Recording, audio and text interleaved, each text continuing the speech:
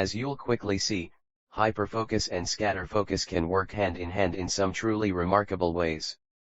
113, 114, 115, Part 2 Scatterfocus, 116, 117, 118, 119, Chapter 6 Your Brain's Hidden Creative Mode. Not all those who wander are lost. J.R.R. Tolkien introducing Scatterfocus. The second part of this book is devoted to the power of mind wandering and directing your attention inward. Yes, you heard that right. After encouraging you in the first part of the book to rid yourself of that style of thinking, I'm about to explain the strengths of mind wandering. Part of its bad reputation is warranted. When our intention is to focus, daydreaming can destroy our productivity. But daydreaming is immensely potent when our intention is to solve problems, think more creatively, brainstorm new ideas, or recharge. As far as boosting our creativity is concerned, mind wandering is in a league of its own. Think back to your last creative insight. Chances are you weren't hyperfocusing on one thing. In fact, you probably weren't focused on much at all. You may have been taking an extra long shower, having a walk during a lunch break, visiting a museum, reading a book, or relaxing on the beach with a drink or two. Maybe you were sipping your morning coffee. Then, like a flash of lightning, a brilliant idea struck out of nowhere. Your brain mysteriously chose this moment, when you were resting and recharging, to connect a few of the constellations of dots. Let's consider a dot to be any idea or piece of information you remember swirling in your head. Just as hyperfocus is your brain's most productive mode, scatterfocus is its most creative. Entering scatterfocus mode is easy. You simply let your mind be. Just as you hyperfocus by intentionally directing your attention toward one thing, you scatterfocus by deliberately letting your mind wander. You enter this mode whenever you leave attentional space free around what you're doing in the moment, whether going for a run, biking, or investing time in anything that doesn't consume your full attentional space. When it comes to productivity and creativity, scatterfocus enables you to do three powerful things at once. First, as I'll discuss in this chapter, it allows you to set intentions and plan for the future. It's impossible to set future intentions when you're immersed in the present. By stepping back and directing your attention inward, you're able to switch off autopilot and, 120, consider what to do next. Your brain automatically plans for the future when you rest. You just need to give it the space and time to do so. Second, scatterfocus lets you recharge. Focusing on tasks all day consumes a good deal of mental energy, even when you're managing and defending your attentional space using the tactics set out in Part 1. Scatterfocus replenishes that supply so you can focus for longer. Third, scatterfocus fosters creativity. The mode helps you connect old ideas and create new ones, floats incubating thoughts to the surface of your attentional space, and lets you piece together solutions to problems. Scattering your attention and focusing on nothing in particular supercharges the dot-connecting powers of your brain. The more creativity your job or a project requires, the more you should deliberately deploy scatterfocus. Why we're averse to scatterfocus. Despite the productive and creative benefits of scatterfocus, most of us are somewhat hesitant to engage this mode. While it's easy to get excited about becoming highly productive and hyperfocused, scattering our attention is less exciting, at least on the surface. When we're surrounded by so many novel and stimulating objects of attention, most of us don't want to be left alone with our thoughts. 121. In one recent survey, 83% of Americans responded that they didn't spend any time whatsoever relaxing or thinking in the 24-hour period before they were surveyed. Another study sought to measure exactly how resistant participants were to mind wandering. In the first stage of the study, researchers attached 2 shock electrodes to participants' ankles, zapped them, and then asked how much the participants would pay to not receive the shock again. Around 3/4 of the group agreed they'd pay to not receive the shock again. In the second stage, participants were left alone with their thoughts for 15 minutes.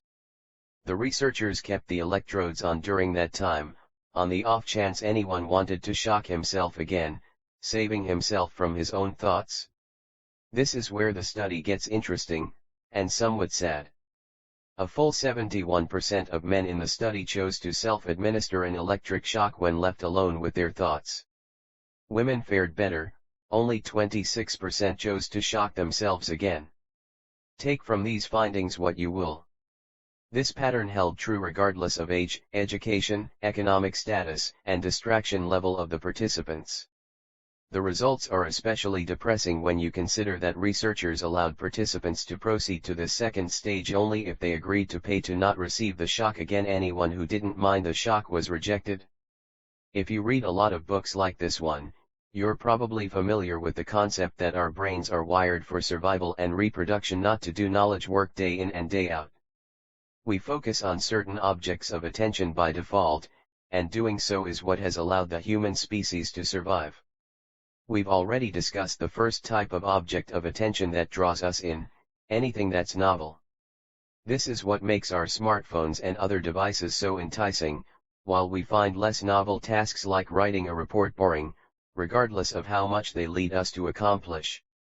We're also more likely to focus on anything that's pleasurable or threatening. This is where the survival instinct kicks in. Pleasures like sex and overeating have enabled us to reproduce and store fat for when food inevitably became scarce. Focusing on the threats in our environment, like the snake slithering nearby as our early ancestors built a fire, enabled us to live another day. We've crafted the world around us to cater to these cravings for novel, pleasurable, and threatening objects of attention. Consider this the next time you turn on the TV, open YouTube, read a news website, or check social media. These outlets provide a steady fix of all three. Today the balance of these three objects of attention has been tipped. We're continually surrounded by novel distractions, pleasures are plentiful, and legitimate threats are few and far between. The wiring in our brain that in our evolutionary past led us to store sugars and have sex as a survival mechanism now leads us to overindulge in fast food and pornography. Continually scanning for threats is what compels us to dwell on that one negative email or overthink a careless offhand comment from our boss. What once aided our chances at survival now sabotages our productivity and creativity in the modern world. It makes our most urgent tasks feel a lot more important than they actually are. We're also prone to falling prey to what's novel, pleasurable, and threatening when we let our mind wander and turn our attention inward. Our greatest threats, worries, and fears no longer reside in our external environment but within the depths of our own consciousness. When our mind wanders, it slips into a pattern of ruminating on the 122 stupid things we've said, the arguments we've won and lost, and worries about work and money. This is also true of pleasurable thoughts. We daydream of memorable meals, recall memories from a great vacation, or fantasize about how great we'd feel if we had come up with a witty retort to something said earlier. The next time you meditate, if you've begun to do so, pay attention to how your mind is naturally drawn to the threats, pleasures, and novel ideas floating in your head. But in practice we don't actually experience negative mind-wandering episodes that often. Our mind primarily wanders to the negative when we're thinking about the past, but we wander to the past just 12% of the time. The remainder is spent thinking about the present and the future, which makes scatterfocus remarkably productive. While our evolutionary history leads us to think about the novel and the negative, it has also wired our brain for profound creativity whenever we turn our attention inward. I'd argue that our ability to do so is practically a superpower. Compared with other mammals, our ability to think about something that's not immediately in front of us is fairly unique. It affords us the ability to plan for the future, learn from the past, and have daydreams that spawn remarkable insights. It helps us search inwardly for solutions to external situations, whether we're solving a math problem or telling the server how we usually take our eggs. Most remarkable, scatterfocus enables us to step back from life and to work and live more intentionally. Oh, the places our mind goes in writing Hyperfocus. I've had the opportunity to read hundreds, if not thousands, of studies related to attention management. Of all the research I encountered, my absolute favorite study looks at where our mind goes when it wanders. It was conducted by Benjamin Baird and Jonathan Schooler from the University of California at Santa Barbara and Jonathan Smallwood from the University of York. Their work is absolutely fascinating and provides scientific evidence for what makes scatterfocus so fruitful. When your mind wanders, it visits three main places: the past, the present, and the future. This is precisely why scattering your attention allows your creativity to flourish as you travel through time and connect what you've learned to what you're doing or what you want to achieve. This enables you to work with greater intention as you consider your future and think about what you should be doing in the present to make it a reality. Even though we spend just 12% of our scatter-focused time thinking about the past, we're more likely to remember these thought episodes, compared with when we think about the present or future. Fun fact, 38% of our past-related thoughts connect with earlier in the day events, 42% relate to the previous days, and 20% involve ruminating on what happened in the more distant past. Our mind is wired to not only perceive but also remember threats, like that one negative email that we can't forget. It does this so we learn from our mistakes, though it becomes annoying when it throws random memories at us throughout the day. On some level, these past thoughts speak to the power of scatter focus. When we daydream, we often experience our thoughts as if they were real. Cringeworthy memories strike from out of the blue, hijack our attention, and lead us to tense up at the stupid stuff we've said and done. 123. In addition to thinking about the past, our mind wanders to the present 28% of the time. While we're not moving our work forward during these wanderings, they can still be productive. Thinking abstractly about what's in front of us lets us consider alternate approaches to the problems we're facing, like how we can best approach an awkward conversation to tell a coworker that he should be wearing deodorant. Wandering thoughts about what we're currently working on usually prove to be fairly productive. We need to reflect on our tasks in order to work more deliberately.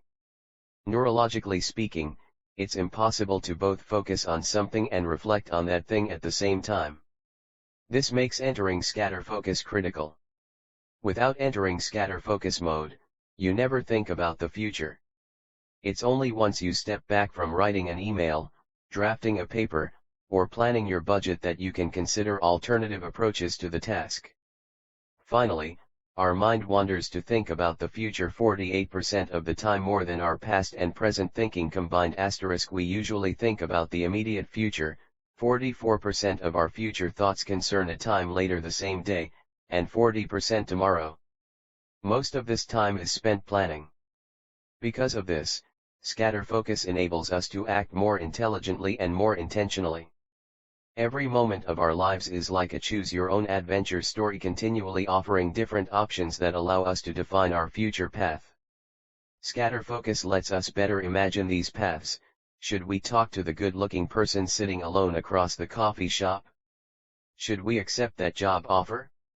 How should we order our eggs? This mode also enables us to better weigh the consequences of each decision and path. In thinking about the future, we flick off autopilot mode and have the space to step back and consider how we want to act before our habits and routines make the decision for us.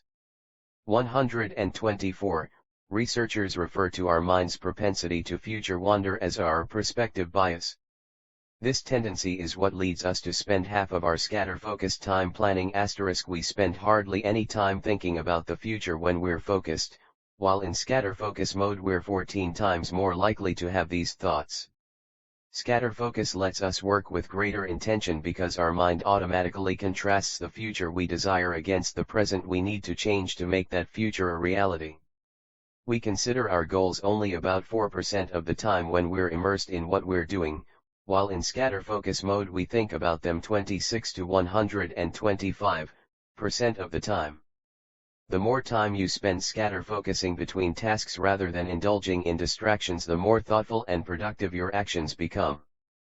As well as helping you plan for the future, recharge, and connect ideas, research suggests that scatter focus mode also leads you to become more self-aware, incubate ideas more deeply, remember and process ideas and meaningful experiences more effectively, reflect on the meaning of your experiences, show greater empathy. Scatter focus gives you the space to step into other people's shoes, and become more compassionate. The three styles of scatterfocus. In one respect, scatterfocus is an odd mental mode to write about, as you need few instructions for how to let your mind wander. While hyperfocusing can be difficult, we already spend 47% of our day in something similar to scatterfocus mode without any effort, whenever our focus lapses and our attention wanders. There are two ways your mind wanders, unintentionally and intentionally. Unintentional wandering takes place without your awareness, when you don't choose to enter into the mode. This is where I draw the line between mind wandering and scatterfocus. Scatterfocus is always intentional. It may sound odd to release your grip on your attention intentionally. But in practice, there are other mental states in which you have even less control over your attention, including in hyperfocus. Two of the most preeminent researchers in the field of mind wandering are Jonathan Smallwood and Jonathan Schooler, and they both agree on this point. When I chatted with him, Smallwood gave the example of watching a movie. Let's say you sit down to watch Pulp Fiction. Quentin Tarantino has organized the entire movie to constrain your thoughts. You don't need to do anything as you watch the film. This is what makes the experience so relaxing. He controls your train of thought. Research also suggests that we notice where our mind wanders around half of the time. We don't work with nearly this much awareness when focused on something. Schooler goes even further than Smallwood, arguing that one of the biggest misconceptions we have about mind wandering today is that all mind wandering goes on without awareness, without intention. Intention is what makes scatterfocus so powerful. This mode is always deployed deliberately and involves making a concerted effort to notice where your mind goes. I've found it helpful to distinguish among a few different styles of scatterfocus. 1. Capture mode, letting your mind roam freely and capturing whatever comes up. 2. Problem crunching mode, holding a problem loosely in mind and letting your thoughts wander around it. 126-3. Habitual mode, engaging in a simple task and capturing the valuable ideas and plans that rise to the surface while doing it. Research has found this mode is the most powerful. Of the three styles, capture mode is best for identifying what's on your mind, problem crunching mode is best for mulling over a specific problem or idea, and habitual mode is best for recharging and connecting the greatest number of ideas. Capture mode, as I mentioned in Chapter 5, clearing your mind of open loops, is a powerful productivity tactic. The fewer to-dos, calendar appointments, and unresolved commitments you keep stored in your mind, the fewer things there are to fill your attentional space as you try to focus. For years I have been scheduling 1 or 2 15-minute chunks of time each week to let my mind wander freely, during which I capture any valuable and actionable material. This practice is as simple as sitting with coffee, a pen, and a notebook and waiting to see what rises to the surface of my consciousness. By the end of the process, my notebook is invariably full. I've scribbled the names of people I should follow up with, stuff I've been waiting to do, and also follow up about, a list of people I should reconnect with, solutions to problems, tasks I've forgotten, house chores, intentions I should set, and more. I usually feel energized at the end of this little ritual because I've given my mind a break. As discussed in Chapter 4, unresolved tasks, projects, and commitments weigh heavily on our mind, perhaps because our brain views them as threats. In capture mode, any unresolved ideas or projects move to the forefront of your mind, ready to be written down and acted upon later.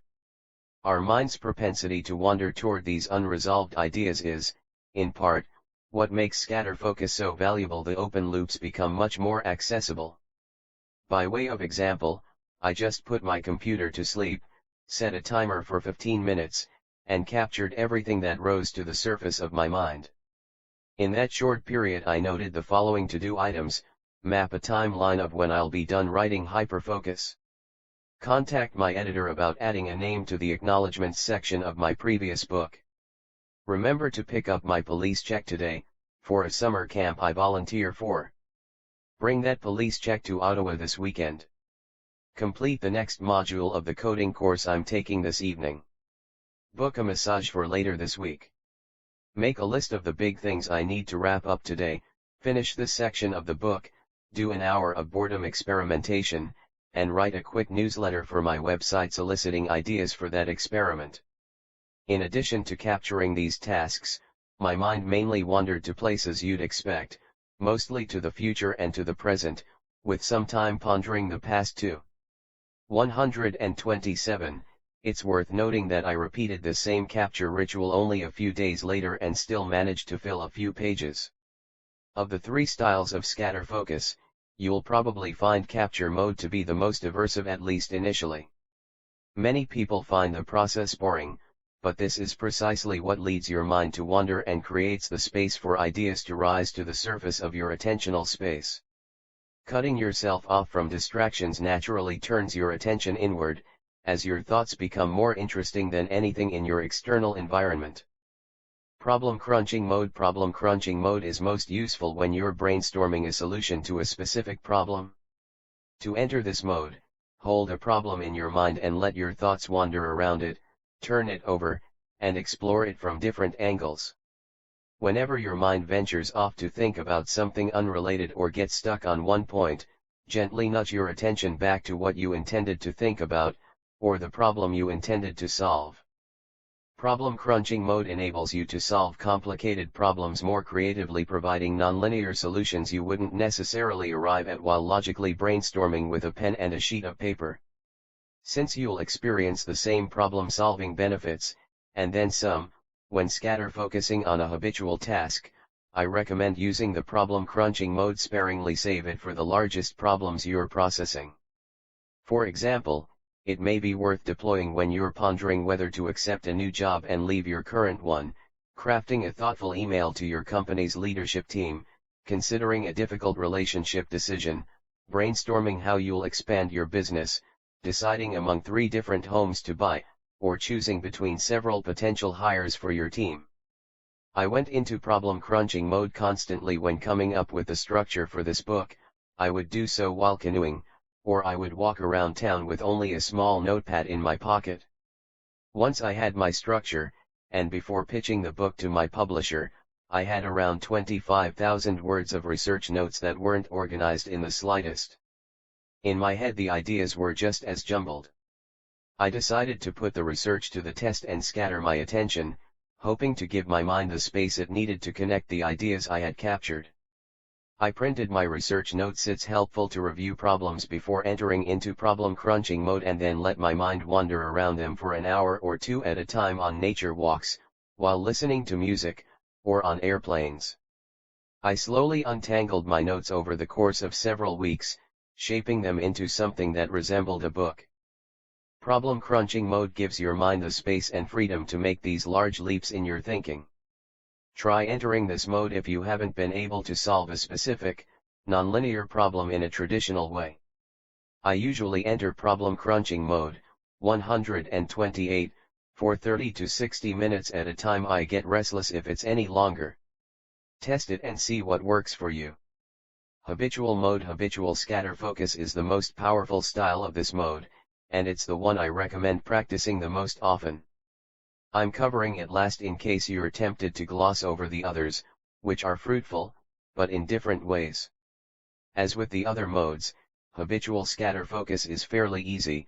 You simply do something habitual that doesn't consume your complete attention. This gives your mind space to wander and connect ideas. Doing this is beneficial for countless reasons. For starters, scatterfocus mode is actually fun when you're engaged in a habitual activity you find pleasurable.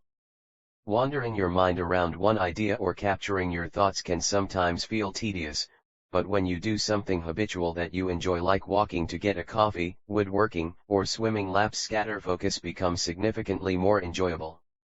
The happier you are in scatterfocus mode, the more benefits you'll reap. An elevated mood actually expands the size of your attentional space, which leads you to think more expansively. Your attentional space is just as essential in scatterfocus mode as it is in hyperfocus mode. It's the scratch pad your brain uses to connect ideas. A positive mood also allows your mind to wander more productively, as you're dwelling less on the negative past. You also think about the future more frequently when doing something pleasing. Your brain's perspective bias grows even stronger. In addition, since doing a simple, pleasurable activity takes 129, so little effort and self-regulation, you can recharge at the same time you scatter your attention. As well as being more fun, habitual tasks have been shown to yield the greatest number of creative insights when compared with switching to another demanding task, resting, or taking no break whatsoever. This holds especially true when you're stepping back from a problem, whether you're stumped on how to conclude a short story or considering the phrasing of an important report. It's also easier to stay aware of your thoughts when doing something habitual, as there's greater attentional space available to house your intention of being more aware of your thoughts. Again, this awareness is key. A creative thought is useless if it goes unnoticed. Habitual tasks also encourage your mind to continue wandering. When you let your mind rest and wander, chances are you'll want to continue the scatterfocus exercise until you've finished whatever you started. A habitual task acts as a sort of anchor that guides your mind until you've completed the work. This enables you to keep going for longer. To practice habitual scatterfocus, pick something simple that you enjoy doing. Then carry out that one task and nothing else until your mind wanders. The simpler the task, the better. Going for a walk will unearth greater insights and connect more ideas than listening to music or reading a book. Good ideas will rise to the surface of your mind so long as you have attention to spare. If you notice your mind has wandered to the past or to another unproductive place, allow it to wander, or, if you want, guide it to think of something else if it has gone to an unproductive place. This is where problem crunching and habitual scatterfocus differ. In problem crunching mode, you bring your thoughts back to the problem you're tackling. In habitual mode, you pretty much let your mind roam free. You can also practice habitual scatterfocus with mandatory tasks that are already part of your day. There is a beautiful simplicity in doing one easy thing at a time, like drinking a cup of coffee, walking to work, or doing the laundry. Scatterfocus becomes most important in the moments between tasks. Stimulating devices and distractions don't only derail our focus like water, they seep into the gaps in our schedule, stealing the valuable time and attention we would normally spend planning for the future and connecting ideas.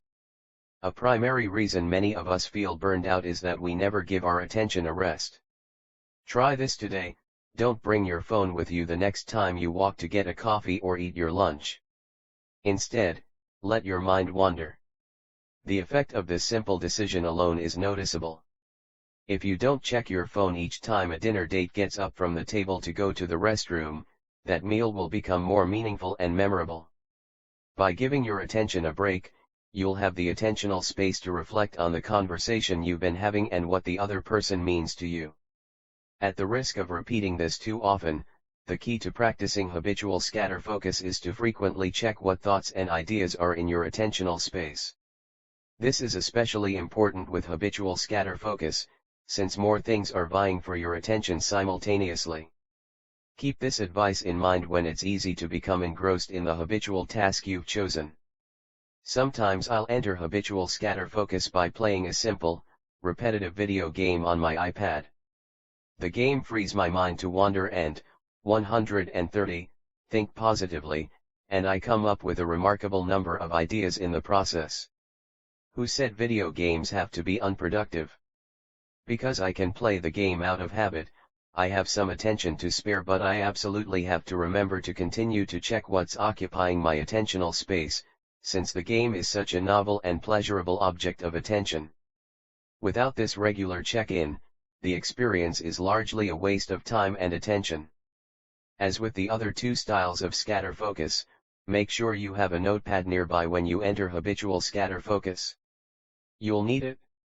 If you haven't already, schedule time to experiment with these scatterfocus modes. This book is useful only if you try out its advice. Block a time in your calendar to enter capture or problem crunching mode, or choose something simple you love doing every day, or something enjoyable you have to do, to let your mind wander in habitual scatterfocus mode. Then capture the valuable material that comes up and the ideas you connect. While your mind may already wander throughout the day, chances are most of that time is neither fun nor intentional. Set a goal to enter into the mode intentionally today, even if just for a few minutes. Jonathan Schooler supports this idea. As he told me, I wish everyone knew how to experiment with the idea themselves. Each one of us has such a unique relationship to mind wandering, and mind wandering can serve every one of us differently. We all need to figure out how it helps us in our own life, so we can take even more advantage of it. The beautiful thing is that it is a private experience that you can watch and introspect on yourself.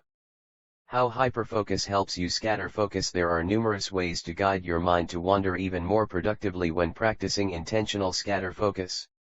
Luckily, you learn them all in the first part of the book. In many ways, hyperfocus and scatterfocus couldn't be more different. Hyperfocus is about focusing on one thing, scatterfocus is about focusing on nothing in particular. With hyperfocus you direct your attention outward, with scatterfocus you direct your attention inward. One is about attention, the other is about inattention. On a neurological level, the two mental modes are even anti-correlated. When the brain network that supports scatterfocus is activated, activation in your hyperfocus network plummets, and vice versa.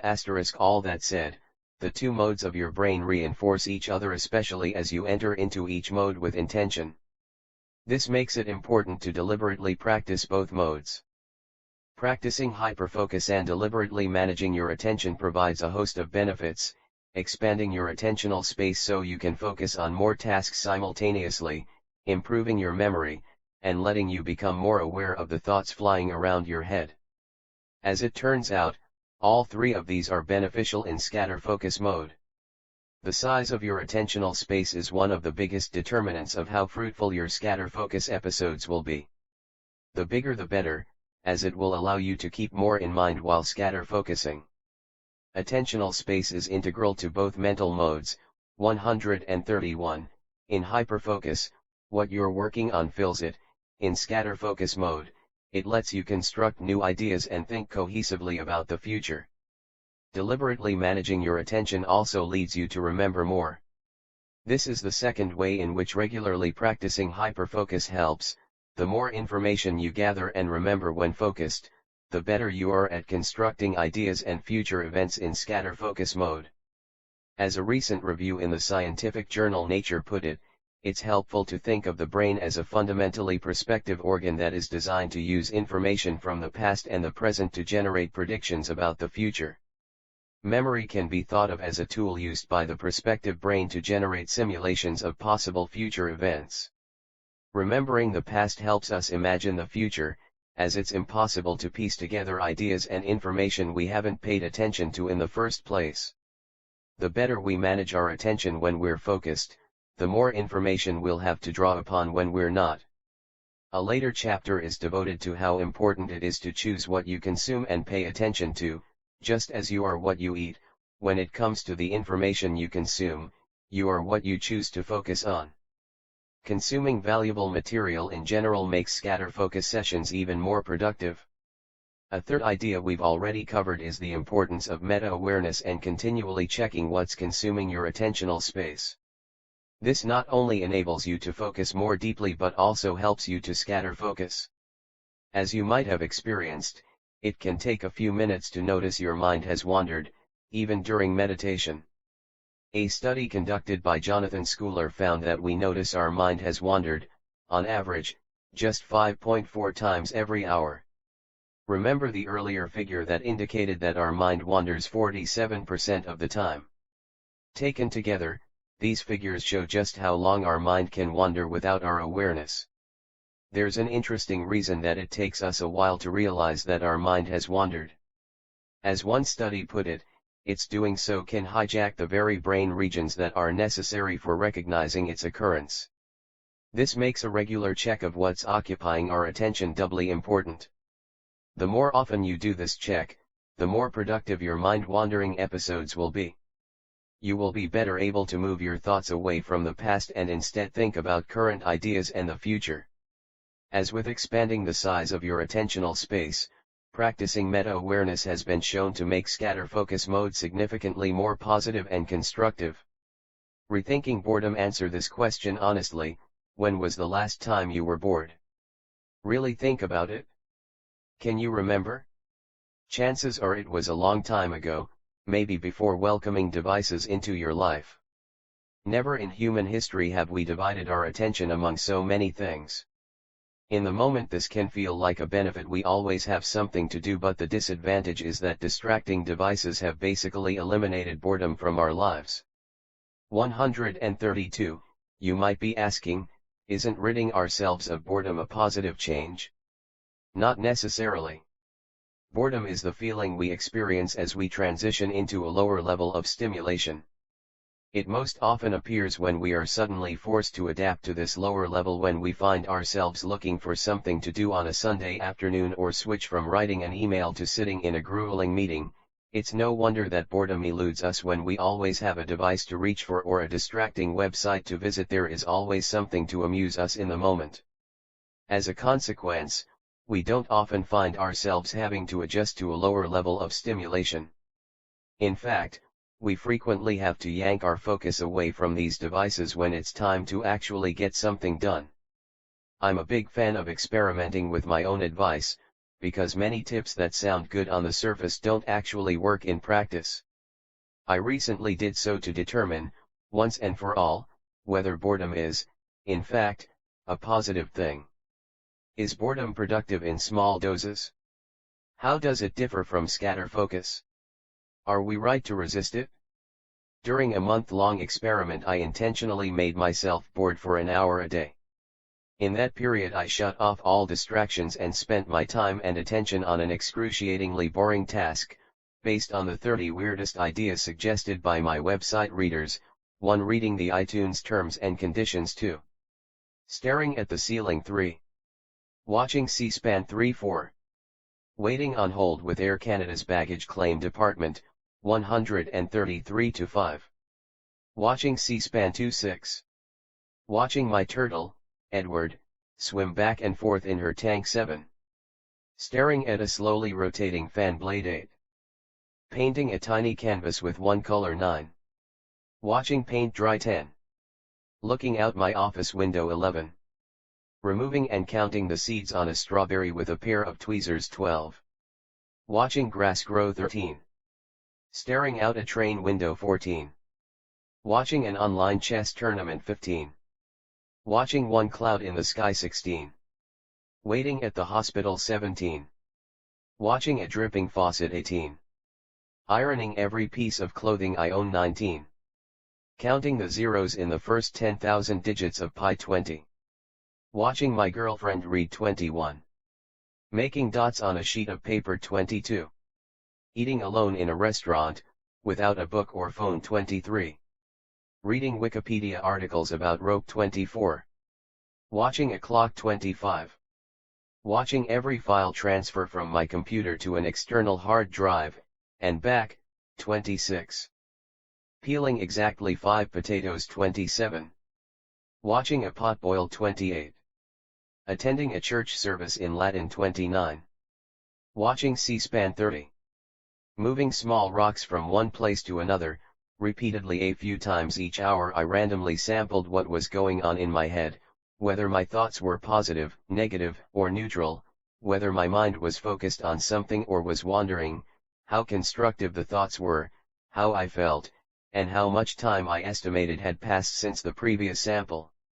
Some of the findings from this experiment were unsurprising. As soon as my external environment became less stimulating, I naturally turned my attention inward, where my thoughts were infinitely more interesting and stimulating. In this sense, boredom is really just unwanted scatterfocus. I still found my mind planning for the future, processing ideas, and bouncing between the past, present, and future, just as it does in habitual scatterfocus mode, but I didn't enjoy the process as much or have the desire to keep going. The experiment also yielded a few unexpected side effects. One that made me feel especially uneasy was how, in the absence of stimulation, I instinctively looked for distractions to occupy my attention. Forced to remove the seeds of a strawberry with a pair of tweezers or read Wikipedia articles related to rope, I found myself looking for something, anything to do, a mess to clean, a device to pick up any pacifier that would distract me from the thoughts in my head. If I had been able to administer myself an 134 electric shock in that moment, I might have done it. Our mind is accustomed to constant stimulation and tends to seek it as if it were a universally good thing. It isn't. It's not a coincidence that so many tactics in this book involve making your work and life less stimulating. The less stimulated you are, the more deeply you can think. Each time we eschew boredom for stimulation, we fail to plan, unearth ideas our mind has incubated, or recharge so we can work later with greater energy and purpose. This is not to say boredom is totally useful. Unlike habitual scatterfocus, boredom makes us anxious, uneasy, and uncomfortable, feelings I constantly had during the experiment. More boredom is not something that I'd wish on anyone, but more mind wandering is. Fortunately, our mind wanders to the same places during episodes of either scatterfocus or boredom, so scatterfocus is just as positive. It lets our mind wander while we become less stimulated, but it does so with purpose. There used to be an app called Disk Defragmenter that came pre-installed on all Windows computers, back when every PC shipped with a slow, spinning hard disk. If your computer was running sluggishly, the program would dutifully rearrange the discontiguous blocks of files so they would be physically closer on the drive. This significantly sped up the computer, because the drive would no longer have to spin like crazy to search for the elements of a given file scattered across its platter. 135, regardless of how technical you were, using the app was always oddly satisfying, and even visually pleasing, as it displayed an image of blocks strewn across a rectangle, which would be dutifully rearranged and cleaned up during the running of the program. Our mind works in a similar way. We defragment our thoughts when we carve out space between tasks. This helps us think clearly and gives us extra attention to process relationships, experiences, ideas, and problems we can't figure out. In these moments, boredom and scatterfocus are powerful because they enable useful self-examination. As I hope you'll agree, these activity gaps are just as valuable as the activities themselves. It's time to reclaim them. 136, 137, 138, Chapter 7, Recharging Your Attention. Rest is not idleness, and to lie sometimes on the grass under the trees on a summer's day, listening to the murmur of water, or watching the clouds float across the blue sky, is by no means a waste of time. John Lubbock, in The Use of Life, when you should recharge as well as enabling you to set intentions more often and improving your creativity, scatterfocus helps you recharge. Our energy levels influence how well we're able to focus. You probably felt the effects of this the last time you missed a few hours of sleep or skipped your work breaks. Odds are that all three measures of the quality of your attention decreased. You couldn't focus for as long, you were distracted and sidetracked by other tasks or interests more frequently, and you found yourself working on autopilot more often. The lesson of this chapter is simple: the more often we scatterfocus to replenish our mental energy, the more energy we have for our most important tasks. As our mental energy steadily depletes throughout the day, so too does our ability to focus. Recharging is critical and worth the time investment. Research shows that attentional space expands and contracts in proportion to how much mental energy we have. Getting enough sleep, for example, can increase the size of attentional space by as much as 58%, and taking frequent breaks can have the same effect. This impacts productivity. When attentional space is approximately 60% larger, productivity can grow by just as much, especially when we're working on a demanding task. The better rested we are, the more productive we become. Hyperfocus can be pretty tiring. It requires that we regulate our behavior, which steadily drains a pool of limited energy. Eventually our energy wanes, and focusing on the task at hand becomes more difficult. Our attentional space contracts, and we need to recharge. 139.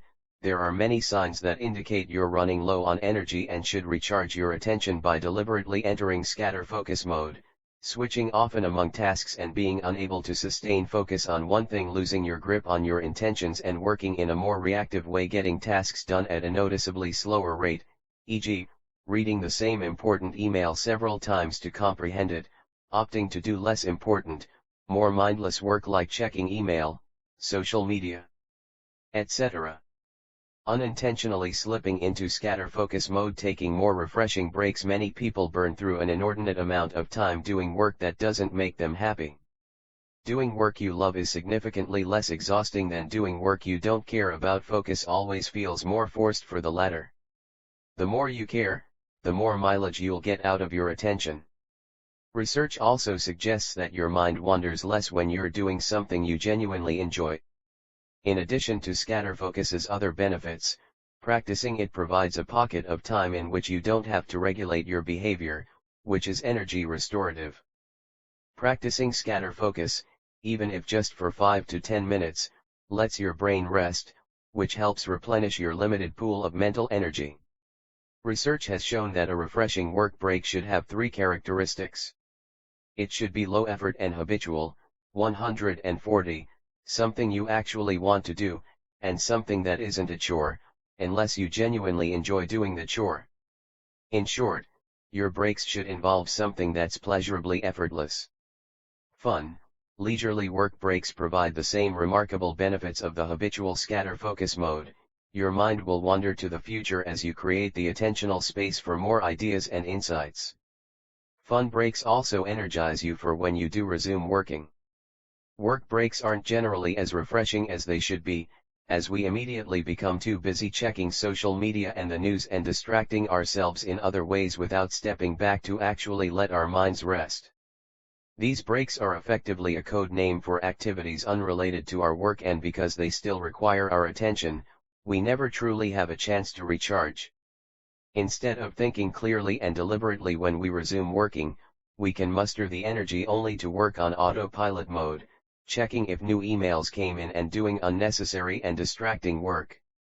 There are countless refreshing and enjoyable break activities, each of which will let you experience the immense benefits of habitual scatterfocus while not taking away from your ability to hyperfocus once the break ends. Pick an activity you love, something you can do once or twice a day where you work. Set an intention to do the activity tomorrow. This could involve walking around the office, taking advantage of a gym nearby, or spending time with co-workers who energize you. These activities are a great way to give your mind a genuine break. Resist the urge to mindlessly distract yourself during this pocket of time. During my own work breaks, I step back every hour or so to let my mind recharge. I love walking to and from the local coffee shop without my phone, working out at the gym, catching up with a colleague or two, or listening to a podcast. Here are a few other break activities that have worked for me, and for the people I've coached: going on a nature walk *, running outside or visiting the gym at work, if your company has one, or off-site meditating, especially if your office has a relaxation room, reading something fun and not work-related, listening to music, a podcast, or an audiobook, spending time with co-workers or friends, investing time in a creative hobby like painting, woodworking, or photography. When you choose a break activity you love, you can still experience the benefits of habitual scatterfocus while you rest and recharge. Timing: so when and how often should you step back from your work? Because no two people are the same, the frequency and length of breaks depend on countless factors. Just as you had to try various alternatives to create a personalized, 141, distraction-free mode, experiment to learn what provides you with the most energy. For example, you may need to take breaks more often if you're an introvert whose work involves a great deal of social interaction with large groups of people. If you're an introvert who works in an open office, you may need to step back more frequently throughout the day as well. Frequent recharging may also be if you're in a management role. Hiring people who deeply care about your company values is the best decision you can make. Managers often try to make their team more productive after the fact. They successfully hire highly skilled people, but ones who are doing the job only for a paycheck. Necessary if you find you aren't motivated by a particular project, or by your work in general. the more you need to regulate your behavior to resist distractions and temptations or push yourself to get things done, the more often you'll need to recharge. This is why deadlines can be so useful. They force you to focus on something. Focus becomes effortless when you're working on a task that's intrinsically motivating. All the productivity advice in the world won't help if you can't stand your job. Research on the value of breaks points to two simple rules. 1. Take a break at least every 90 minutes. 2. Break for roughly 15 minutes for each hour of work you do. This may seem like a lot of time across an 8-hour workday, but it's approximately equivalent to taking a 1-hour lunch break and a 15-minute break in the morning and afternoon. In most situations, these two rules are practical and can be carried out without affecting your work schedule. Why is 90 minutes the magic number? Our mental energy tends to oscillate in 90-minute waves.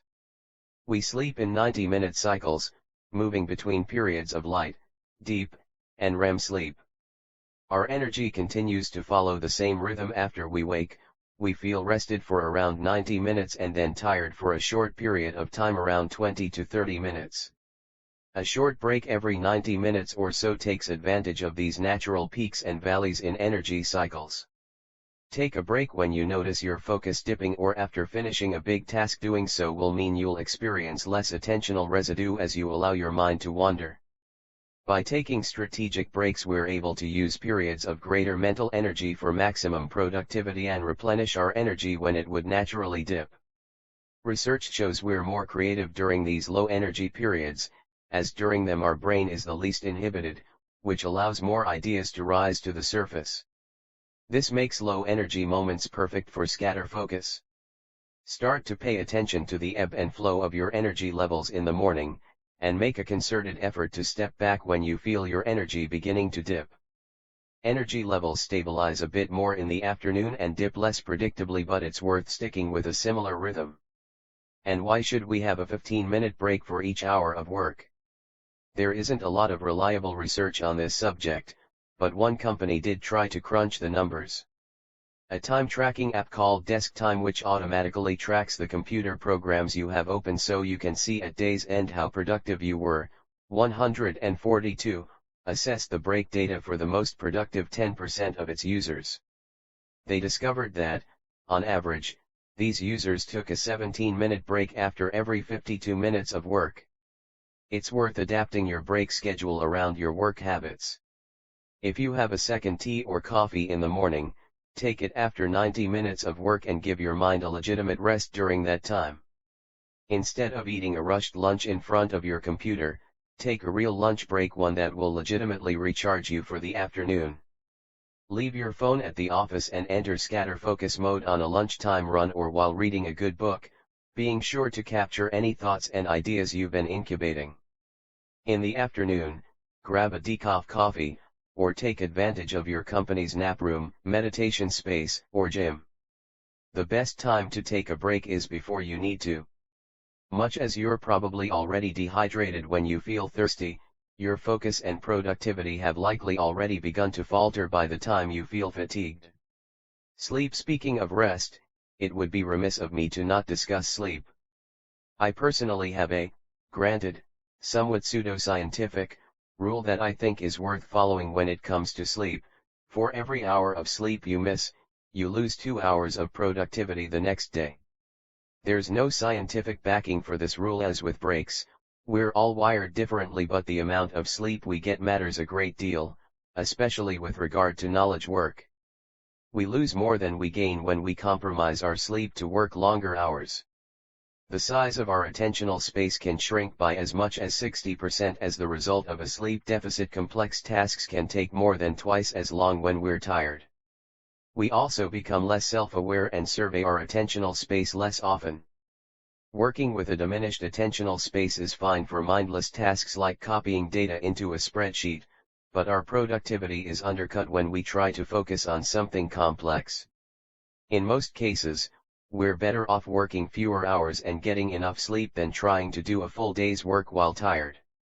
Some people claim they're able to get by with less sleep than everyone else, but chances are either their work isn't as complex or they'd be capable of accomplishing even more if they were better rested. Even worse, A sleep deficit makes us perceive our productivity as being higher than it actually is. Even though we spend about a third of our life in a basically comatose state, we understand very little of what happens during sleep. This is true for a number of reasons. Our brains are inordinately complex, brain scanning equipment is expensive, and the noise of the scanners tends to disrupt participants' later, and lighter, stages of sleep. The studies that do provide a glimpse into what happens in our brains as we sleep, however, are fascinating, especially the ones that examine the similarities between sleep and scatterfocus.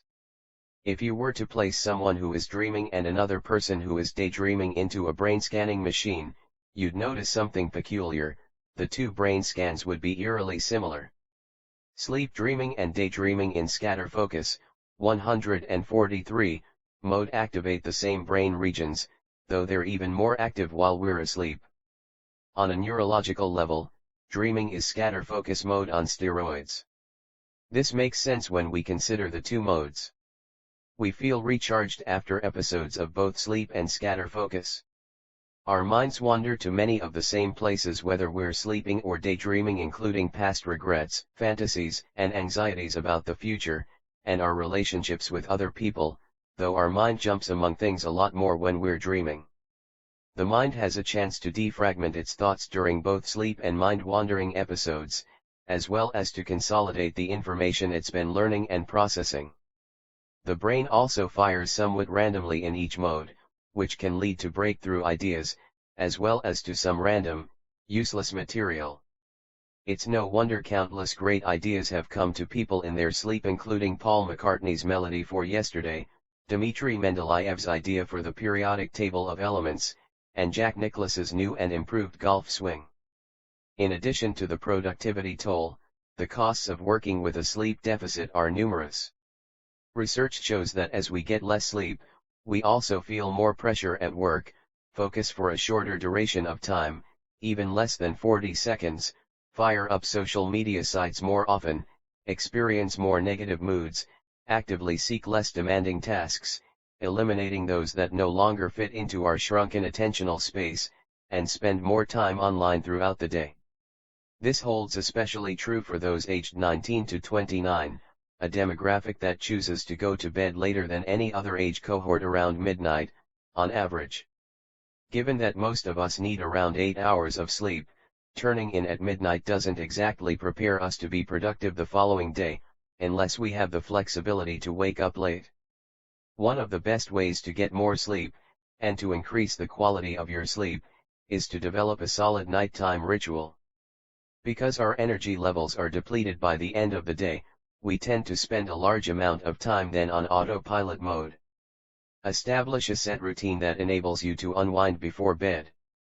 Consider adding habits like reading, meditation, disconnecting, drinking a cup of herbal tea, or simply removing the TV from your bedroom. It's a convenient object of attention, infinitely more stimulating than sleep. Getting to bed at a decent hour is the best way to get enough sleep. While most of us need to wake up by a certain time, our nightly routine is usually more flexible. Rest is not idleness. It often doesn't feel right to step back and rest when you have more work to do than time to do it. You may even feel twinges of guilt. This is usually just self-doubt rearing its ugly head. As you consider the opportunity costs of taking a break, you begin thinking of all the other things you should be working on instead. Taking a break feels less productive than getting real work done, so you feel at fault when you even consider stepping back. 144. This logic doesn't hold water in practice. In fact, taking a break is one of the most productive things you can do. As we've discussed, your brain has a limited pool of energy, and once that reserve is depleted, so too are your focus and productivity. Breaks not only allow you to recharge, they prevent you from hitting a wall. Whenever we rest, we exchange our time for energy. This is true regardless of whether we're resting by taking a break or by getting a good night's sleep. This time investment doesn't evaporate into the ether, and in reality, you should feel guilty about not taking breaks. I've asked you to look back at your work and life quite often in this book, such as suggesting that you think of when you felt the most focused and creative. There's a reason for this. You can learn a lot through a little introspection. If you want to become more productive, creative, or engaged with your work, the truth is you already have a huge amount of data at your disposal. All you have to do is reflect on when you were the most productive, creative, or happy and consider the conditions that led to that state. It's worth doing a similar exercise here. Think back to when you last approached your work with the greatest energy. Maybe there was a stretch of time when you had a habit of exercising at lunch or took more breaks than usual. How much were you able to accomplish on those days? Taking more breaks will absolutely lead you to work smarter and accomplish more. Ironically, the busier you are, the more you need them. During times like this, the likeliness of being overwhelmed is higher, and you will benefit from the perspective scatterfocus provides.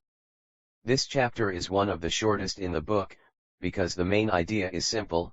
Scatterfocus mode helps us to recharge our ability to hyperfocus, in addition to letting us plan for the future and become more creative. 145, 146, 147, Chapter 8 Connecting Dots. It's not that I'm so smart, it's just that I stay with problems longer. Albert Einstein. Becoming more creative as well as enabling you to plan for the future and replenish your supply of mental energy, scatterfocus allows you to become more creative. You can use scatterfocus mode to become more creative in two ways: first, by connecting more dots, and second, by collecting more valuable dots, a topic that will be covered in the next chapter. Hyperfocus is about focusing on a single thing. This lets your brain become productive, encode information and experiences so that you remember them later, and engage with the world around you. In scatterfocus mode you do the opposite. You zoom out and connect the constellations of dots in your head, a dot being any piece of information you hold in your mind. On a neurological level, our brain is a constellation of dot-filled networks, and we're constantly adding more with every new experience. We gather dots when we're creating memories with loved ones, studying history, or reading the biographies of people who lived through it, which helps us understand the sequences of ideas that created the world we live in today. We accumulate dots with each mistake we make, and learn from, and each time we're open enough to admit that we're wrong, which replaces the obsolete dots in our mind with new ones. We harvest dots with each enlightening conversation, which permits us to gaze at the constellations of dots that live in the minds of knowledgeable people or ones who see the world differently. Each dot is encoded into our memory and available for later use. 148. The word that best describes how your brain looks when you enter scatterfocus mode is random. Scatterfocus lights up your brain's default network, the network it returns to when you're not focused on something. This network is widely distributed across the brain, as is the information we've encoded into memory. One of the many reasons scatterfocus leads to so many creative insights is that while in it, we naturally begin to connect the scattered dots we've collected. As we cast a metaphorical net across our minds, fishing for novel connections, we connect ideas while we rest and plan for the future. We're not always aware of the ideas our attentional space pans over as we move among our thoughts. Like an iceberg that resides mostly underwater, much of this process takes place in the depths of our consciousness. Since we can focus on just a small amount of information at one time, only a few of the active connections in our minds can break into our attentional space. However, these random connections do get our attention when they become sufficiently activated. It's at this moment that we realize we should hire Cheryl instead of Jim, map the intentions we should set for later, or arrive at a sudden eureka insight. Insight triggers uncompleted tasks and projects weigh more heavily on our minds than ones we've finished. Focus comes when we close these distracting open loops. We're wired to, 149, remember what we're in the middle of more than what we've completed. In psychology circles, this phenomenon is called the Zeigarnik effect, after Bloom Zeigarnik, the first person to study this concept. The Zeigarnik effect can be annoying when we're trying to focus, but the opposite is true when we scatter our attention. In fact, it leads to amazing insights into the problems we're incubating. Chances are you've experienced a few eureka moments yourself. Maybe they struck while you were making breakfast, getting the mail, or walking through an art gallery. your brain suddenly and unexpectedly found the solution to a problem you hadn't thought about for a few hours. In an instant, the puzzle pieces satisfyingly slid together and locked into place. Two things were likely true at that moment. First, at that moment your insight was a response to a problem you were stuck on. Second, your mind was likely wandering while you were doing something that didn't require your full attention. Thanks to the Zeigarnik effect, we store any and all problems currently stumping us at the front of our minds. Any open problem, an unfinished report, a decision we're in the middle of, or an important email we're responding to is an open loop that our brain is desperate to close. As a consequence, we connect each new experience to these unresolved problems in order to unearth novel solutions. Habitual scatterfocus brings these connections into our attentional space. When we're in habitual scatterfocus mode, potential insight triggers come from two places: our wandering minds themselves and the external environment. It's best to illustrate this with an example. Let's say I invite you to my secret productivity experiment lair. I offer you a seat, set a timer for 30 minutes, and ask you to solve this seemingly simple problem. The number 8,549,176,320 is probably the single most unique 10-digit number in the world. What makes it unlike any other number? Let's imagine you can't solve the problem in the allotted time. Not unreasonable, given that this is a particularly tricky one. You leave frustrated, and the question continues to weigh on your mind: what is so unusual about 8,549,176,320? By now you've reached an impasse and have encoded the problem into memory. You've started to see those digits whenever you close your eyes. Naturally, the better you remember a complex problem, the greater your odds of coming up with a creative solution. This particular brain teaser would probably never actually cause a high level of torment. But for the sake of this example, let's say it does. Thanks to the Zeigarnik effect, your mind will automatically connect your new experiences to this problem, whether you realize it or not. You return to work, still frustrated, with the number imprinted on your brain. You find your mind returning to it periodically, sometimes even against your will. In fact, odds are that your mind will wander more often than usual. Our thoughts drift more often when we're in the middle of solving a complex problem, which will cause you to make a higher than normal number of mistakes in your work. Later in the day, you work on an activity that takes you into habitual scatterfocus mode, organizing your bookshelf in alphabetical order. You're putting away the book The 80/20th Principle by Richard Koch. As you do so, your mind processes where the book will be shelved. 150, okay, ignore the word the. First value is 8, so I'll put it with the other books that start with a number. The number in Chris's experiment was also an 8. Like a lightning bolt, the solution hits you. You feel dozens of puzzle pieces sliding and locking into place in your mind. 8,549,176,328, 5, 4, 9. A, B, C, D, 8, 5, 4, G, H. The number in the experiment has every digit, arranged in alphabetical order. As far as insight triggers go, this is a fairly straightforward one. Usually they are more subtle, nudging your mind to think in a different direction and restructuring the mental dots that represent a problem. I designed this example to illustrate a simple concept. Habitual scatterfocus lets our minds connect the problems we're tackling with what we experience, as well as where our minds happen to wander. Insight is a notoriously difficult subject to study.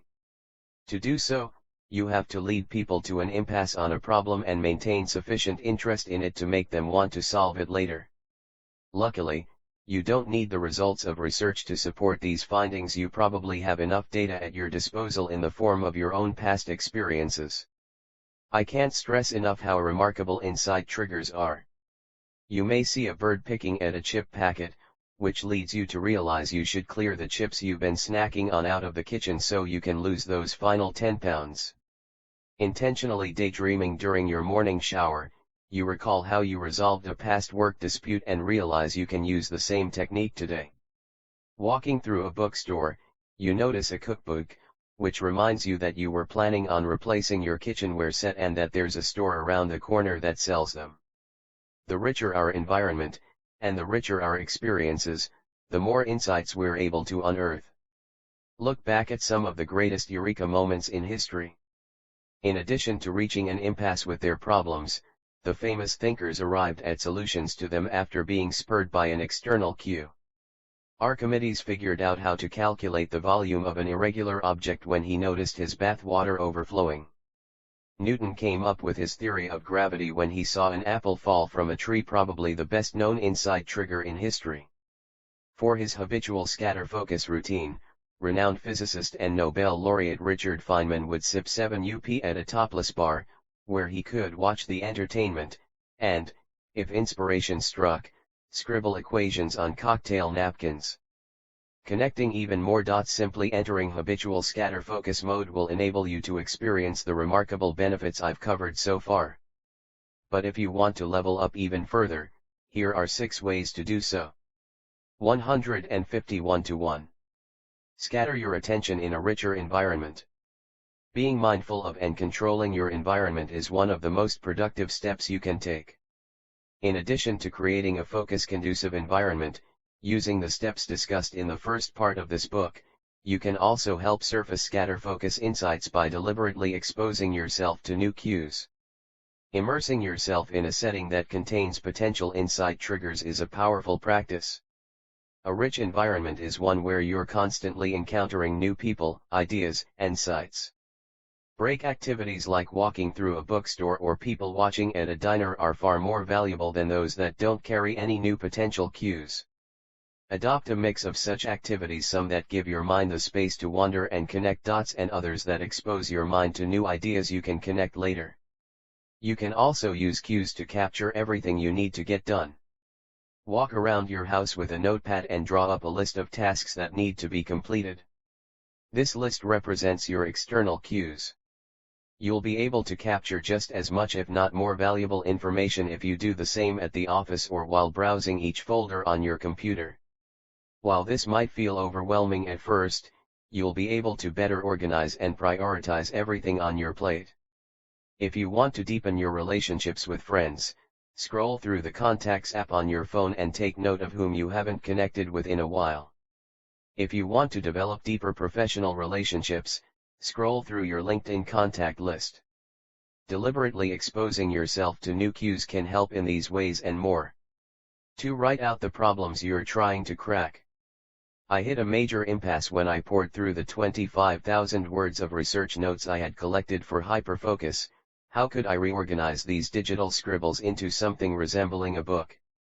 My outline document was essentially a 25,000 word problem statement. I printed and reviewed it regularly, noting at the top of the pages my biggest challenges, such as how I'd make the book practical, structure the manuscript, and present the research so that it was interesting. Regularly reviewing these problems and the document itself kept the project fresh in my mind. Frequently entering habitual scatterfocus mode, including one afternoon during which I scanned the tables of contents of about 100 books to see how they were structured, surrounded me with potential solution cues. I was scattering my attention in a richer environment. Eventually the answers came. Writing down the detailed problems you're tackling at work and at home helps your mind continue to process them in the background.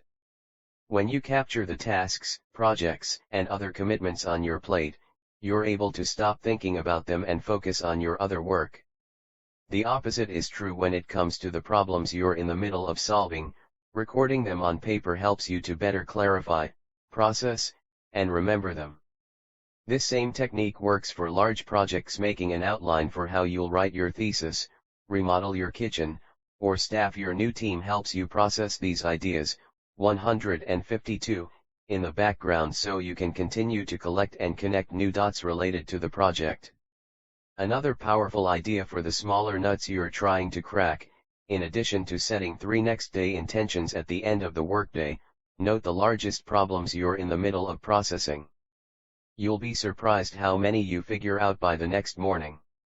3. Sleep on a problem. As I mentioned earlier, dreaming is scatterfocus on steroids.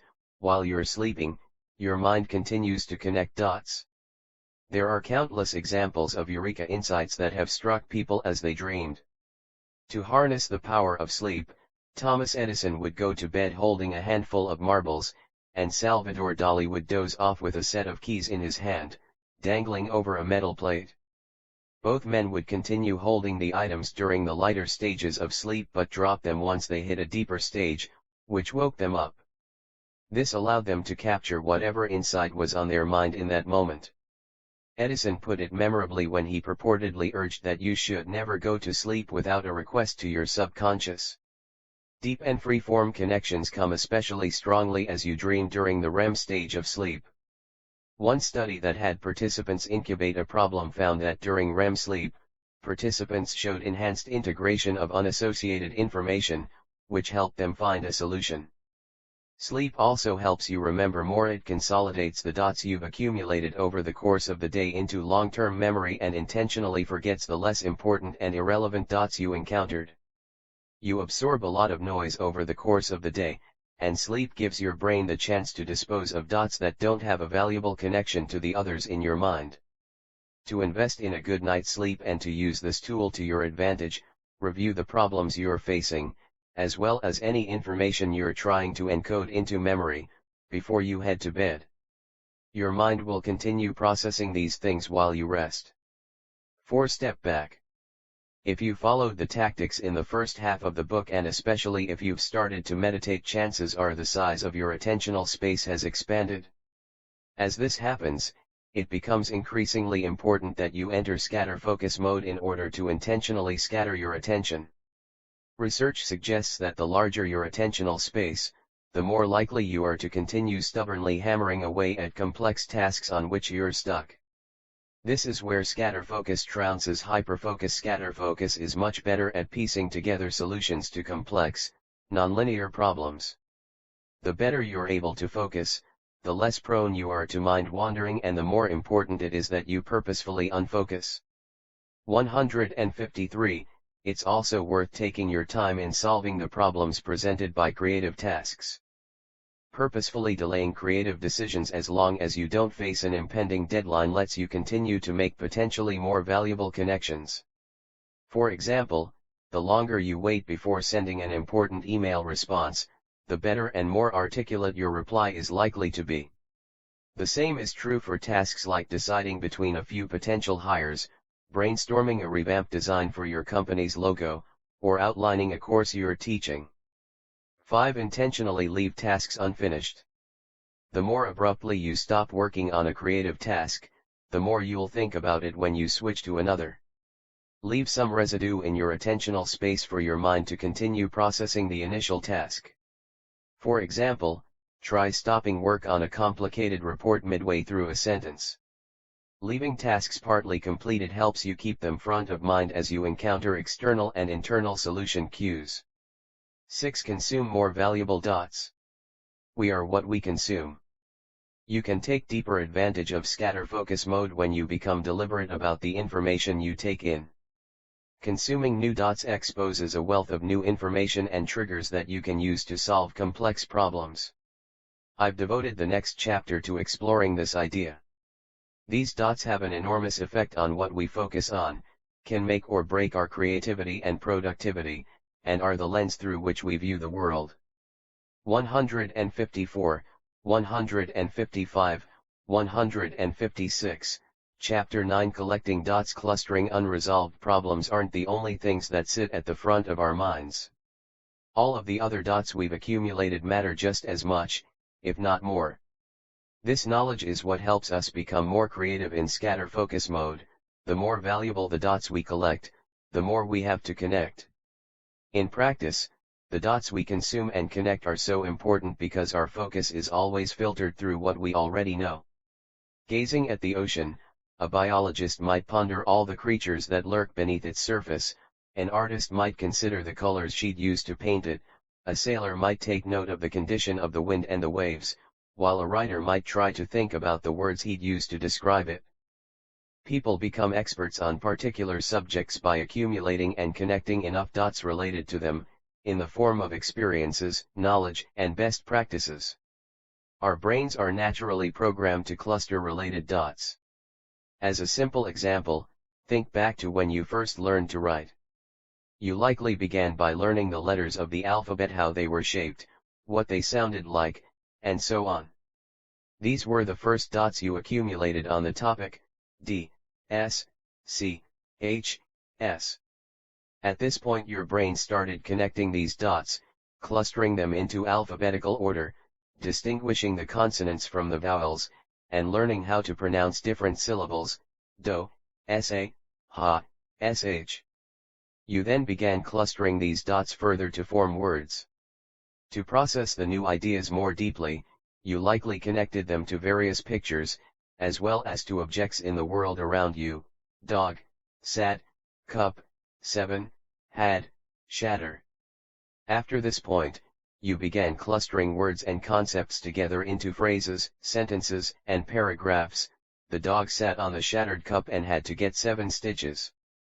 As you read this book, your knowledge of phrases, sentences, and paragraphs is so embedded in your mind that the act of reading has become implicit. You no longer have to think about it. Reading is a compelling example of the power of collecting and connecting dots. By learning something new, you transfer dots from your external environment to your memory so you can link them and make use of them later. From the moment you're born to the day you die, your brain is always engaged in this process. 157. As we cluster more and more dots about a given topic, we naturally develop expertise, which in turn helps us better manage our attentional space. Curiously, the more we know about a subject, the less attentional space that information consumes. Recall that our attentional space can hold around 4 chunks of information at once. The more dots we're able to cluster, the more efficiently we're able to use that space, as we can accommodate and process a lot more pieces of information when they're linked together. We read more efficiently by processing words and sentences than by processing individual letters. An expert pianist can process all the elements of a piece of music, the melody, harmony, tempo, and so on, better than someone who has been playing for only a few weeks, which means she can make more efficient use of her attentional space, and maybe even daydream while she plays. We do the same by collecting more dots related to our own work and investing in building relevant knowledge and skills. This lets us make more efficient use of our attentional space, whether we're using that accumulated information to hyperfocus on a task or piecing together new ideas in scatterfocus mode. We can work with more expertise and creativity because we've already done the due diligence to cluster this information together. Working with more information at our disposal also helps us make more intuitive decisions, because we're able to subconsciously summon pre-existing knowledge in our memories. This information prompts us to respond appropriately in a situation, even if we're not consciously aware that we're doing so. For example, during a conversation we can intuit that a member of our team is upset and that there's something she's not telling us.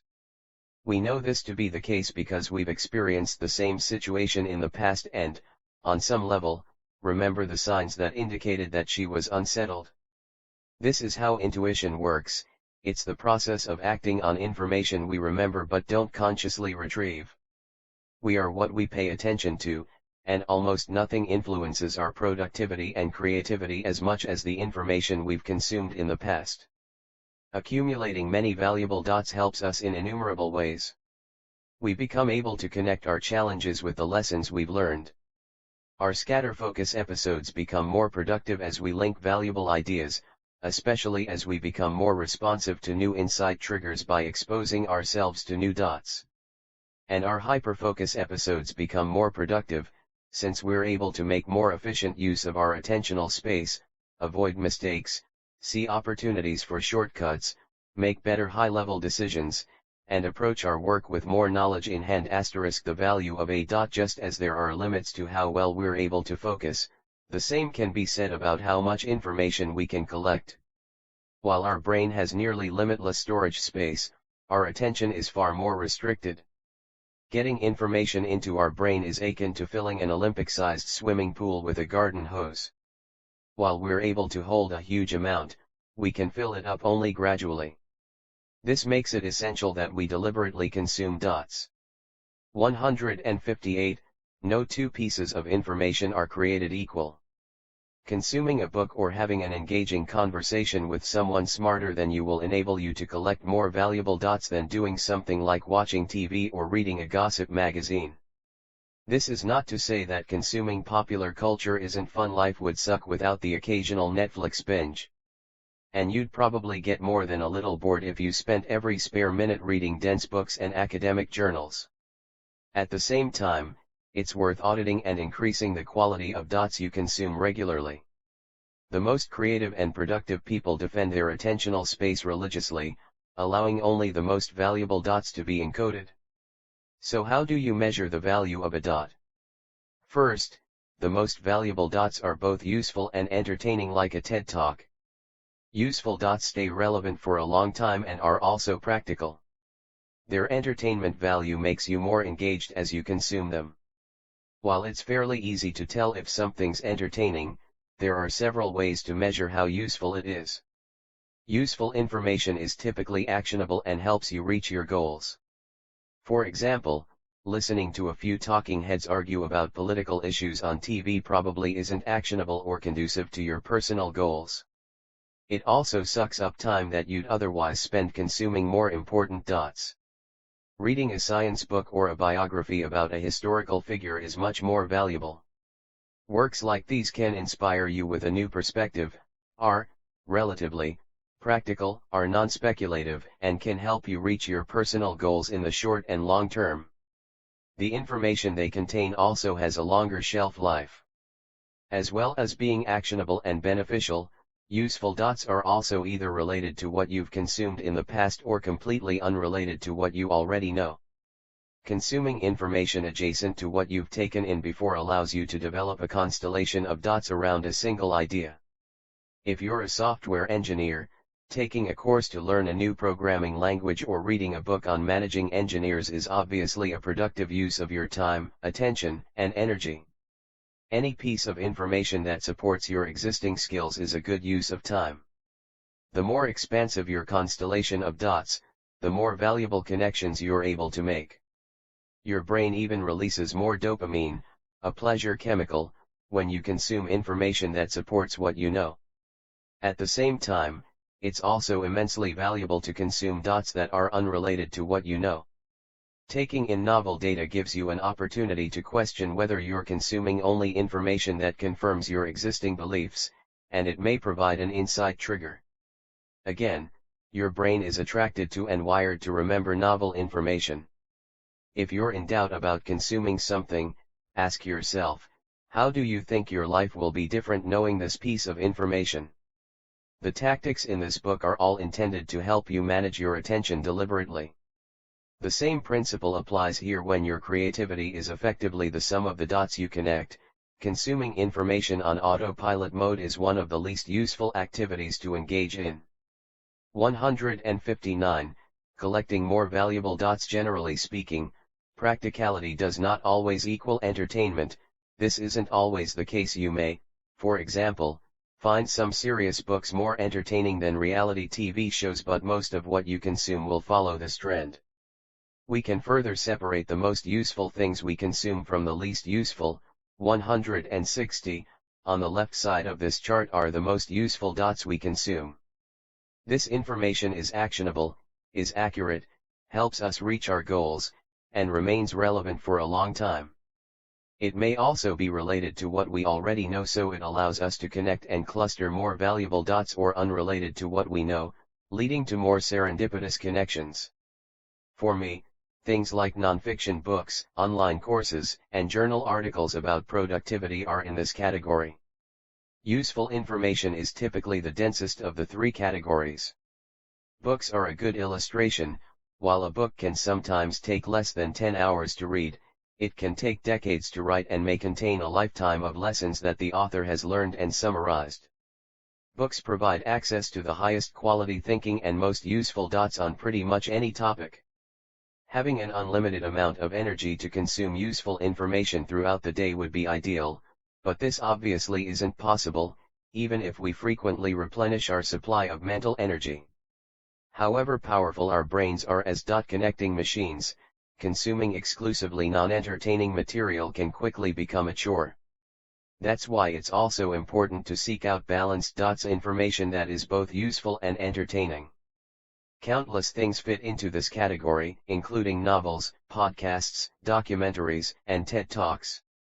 The entertainment value of this information makes it easier to become engrossed in it, and as a result, we're more likely to continue consuming it and become actively involved with the information it provides.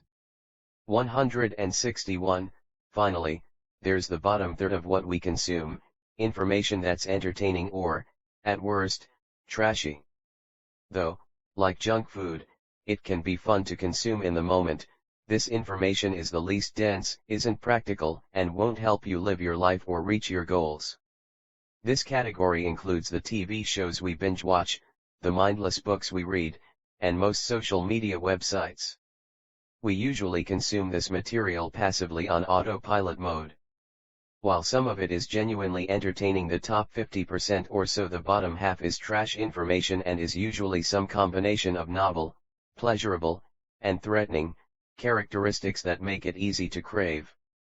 As a rule, we should consume more useful information, especially when we have the energy to process something more dense, consume balanced information when we have less energy, consume entertaining information with intention or when we're running low on energy and need to recharge, and consume less trashy information. There are 2 steps to upping the quality of information you collect. 1. Take stock of everything you consume. 2. Intentionally consume more valuable information. To begin your audit, assign everything the purpose of consuming more valuable. Isn't that you consume to one of the 4 categories of information: useful, to turn you into a Vulcan automaton who consumes balanced, entertaining, and trashy. Include only worthwhile information in your spare time. Where's the apps you fire up automatically, the fun in that? The point is to let you step back from websites you routinely visit, the books the information you do consume, so you can read in your spare time, the shows, and with more intentionality what to take in. It's impossible movies you watch on TV and Netflix, and to become more productive or creative without first any other relevant information you take in. Reflecting on your work and life, this is what makes it can be helpful to carry a notepad for a tactics like defining your most productive tasks, setting few days to list everything you consume, intentions, and letting your mind wander so powerful. And, if you want, for how long you defining your most valuable is just another of consume it. Do this at home and at work. These tactics. If you consume a lot of books, courses, and other information for your job, it can be helpful to make 2 lists, one for the things you consume professionally and another for what you consume for personal benefit or pleasure. You'll likely notice immediately a few things you want to change: the amount of time you spend on social media apps, reading news websites, or watching TV. You may also find patterns that surprise you. For example, the average American consumes 34 hours of TV a week. If you're one of them, that's a lot of time you could be spending on more useful pursuits. You may also notice what you're lacking, such as the fact that you don't read any fiction, even though you've always enjoyed it, or that it's been a while since you invested in learning a new hobby. 162. Once you've taken stock, here are 10 ideas for how you can change your habits to intentionally consume more valuable information. Start by trying 2 or 3 that resonate particularly strongly with you. 1. Consume things you care about, especially when few others do. When listing the information you take in, you may have found you enjoy consuming things that other people tend to underappreciate or shy away from. Maybe you love taking coding courses in your spare time, an activity that may feel like a chore for most people. Or you love listening to audiobooks about productivity. I plead guilty. Double down on developing the skills and knowledge that you find entertaining. Also opt for the medium you prefer. If you learn best by listening, try consuming audiobooks instead of physical books. If you prefer visuals, try watching TED Talks instead of listening to an audiobook. To eliminate some trash. Passively consuming pointless trash adds nothing to your life. Choose 2 items that don't bring you genuine enjoyment, and eliminate them entirely. Look out for material that, while stimulating in the moment, doesn't leave you satisfied afterward. Be ruthless in defending your attention. Every time you stop consuming trash, you make room for something useful to add value to your life. 3. Choose a few valuable things to add. What useful books can you read, courses can you take, or conversations can you have that might prove useful later? Can you consume more complex information about a certain topic to take your expertise to the next level? What about yourself have you been wanting to improve, or what have been eager to know more about at work or at home? Add something valuable for each worthless thing you eliminate. Push yourself. The most valuable information you can consume is material that challenges you and usually requires your full attention. 4. Notice what you consume on autopilot mode. Pay special attention to what you pursue when you're low on energy or as you transition from one task to another. Often these objects of attention are just convenient and don't add much value to your life. When a friend you're dining with leaves the table for a few minutes, what apps do you mindlessly open on your phone? Do you reach for your phone as soon as you wake up? What sites do you visit when you're surfing the internet on autopilot? 163-5. Veg out intentionally. You're perfectly productive whenever you accomplish what you intend to. This is true whether your goal is to read a chapter of a textbook or watch 4 episodes of Game of Thrones. If you're going to veg out, do so with intention. Set the criteria for what you plan to do, such as the number of episodes you'll get through, what you'll eat as you watch, what you'll do afterward, and so on. This not only allows you to act with intention but also leaves you feeling less guilty so that you actually enjoy yourself. 6. Re-evaluate what you're consuming as you're consuming it. In addition to being more selective about what you consume, you should re-evaluate content as you consume it, skipping or scheming anything that's not worth your time. The Zeigarnik effect makes us want to finish what we start, but every minute we spend on something useless is a minute we lose working on something useful. After you begin a book, movie, or TV series, assess along the way whether you should pursue it to the end. 7. Get things to bid for your attention. View the descriptions of podcasts, TV shows, movies, and books as a pitch for your time and attention. You don't have to listen to every podcast that automatically downloads, every show your DVR records, or every book a friend recommends. Deciding whether something merits your attention takes an extra step, but it's a decision that will save hours you can then devote to something better. 8. In the moment, zoom out. Try zooming out to a larger time frame if you're having trouble deciding in the moment between a few different things to consume. If you spend any time on social media sites, you may be familiar with those oddly satisfying cooking videos that show an entire meal being made in half a minute. Spinach is reduced to 1/5 its size in a second, and small chunks of chicken cook in 2 seconds. You can zoom out on the material you're considering consuming in a similar way. Let's say you find yourself with an hour to spend however you want. Take a step back to observe your life from afar. How would you want to see yourself occupying that time if it were sped up into a 30-second video? Would you want to see yourself lying like a blob on the couch watching Sherlock on Netflix or mindlessly tapping on your tablet? Or would you rather watch a video of yourself poring over 100 pages of a book? Zooming out to observe the impacts of your actions will nudge you to consume more valuable information. 164-9. Invest in serendipity. Consume challenging things outside the boundaries of your expertise, ones that force you to make more disparate connections. The more disparate the dots you connect, the more valuable the connections often end up being. Set your browser's homepage to open with Wikipedia's random article bookmark. Look through the AMA, Ask Me Anything, section on Reddit, where world-renowned experts answer popular questions from everyday people. Go see a band you've never heard of. Read a book on a topic you know nothing about. Take a class in a subject you've always been curious about like quilting, dancing, or public speaking. Pick up a biography about a historical figure whose name you know but whose life story you don't. I signed up for an online course on coding iPhone apps several few months back. Today it's one of my favorite things to do in my spare time. 10. Double down on what's valuable. There are some topics you know more about, and some things you're better at, than almost anyone in the world. The more dots you collect around these particular topics or skills, the more of an expert you'll become. For each worthless thing you eliminate, consider doubling down on something you're already good at or a subject you know a lot about. If you're a teacher, for example, instead of firing up Netflix on autopilot mode after work, consider taking a course to invest in new professional skills.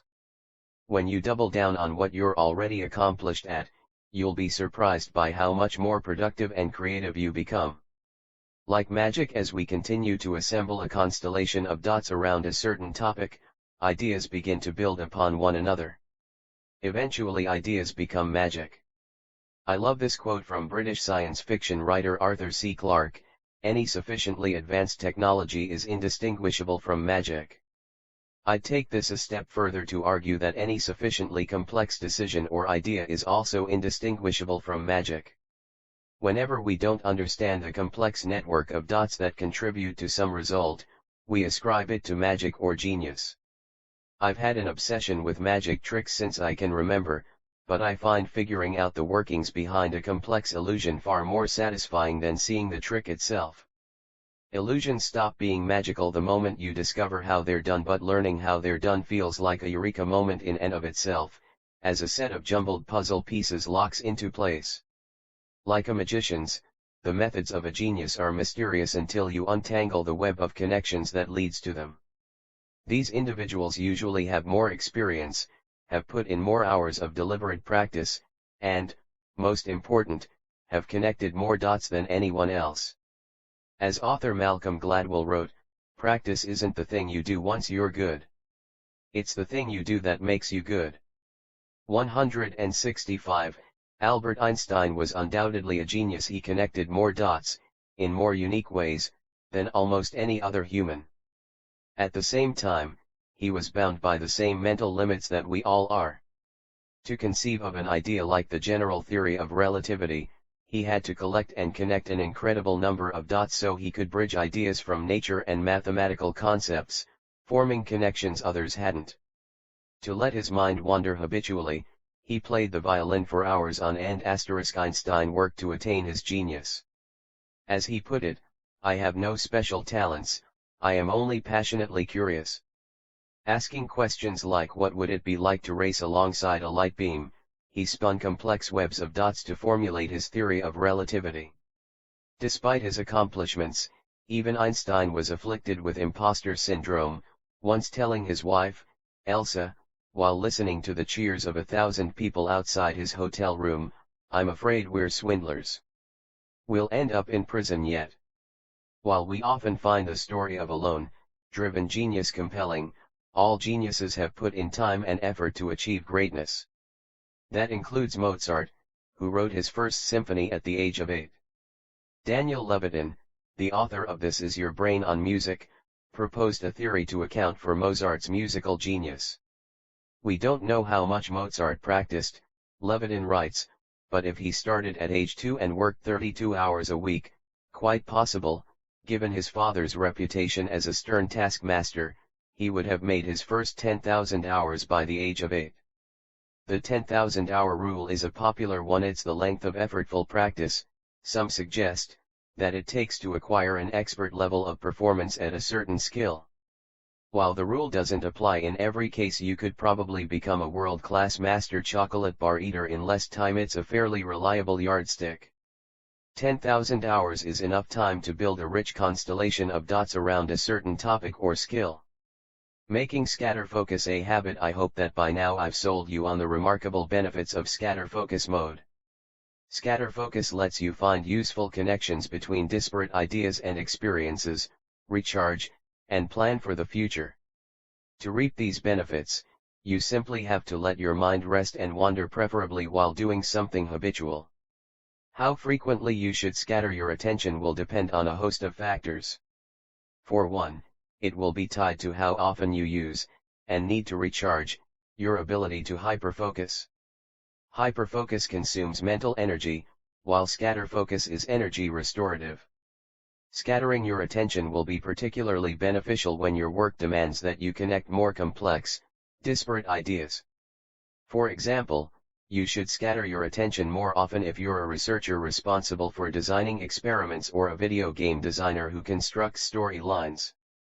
The more creativity your job requires, the more often you should scatter your attention. In most cases, the knowledge work of today benefits from as much creativity as we can bring to it. Finally, the frequency with which you scatter your attention should reflect how important it is that you find the right approach to your work. Another of my favorite quotes is from Abraham Lincoln, who said, "Give me 6 hours to chop down a tree and, 166, I will spend the first 4 sharpening the axe."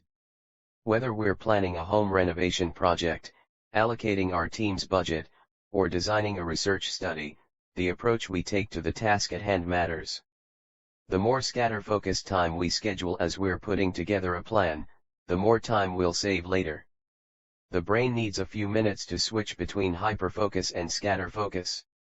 Therefore, taking scatterfocus breaks that are at least 15 minutes long will yield better results than trying to take advantage of tiny chunks of time throughout the day.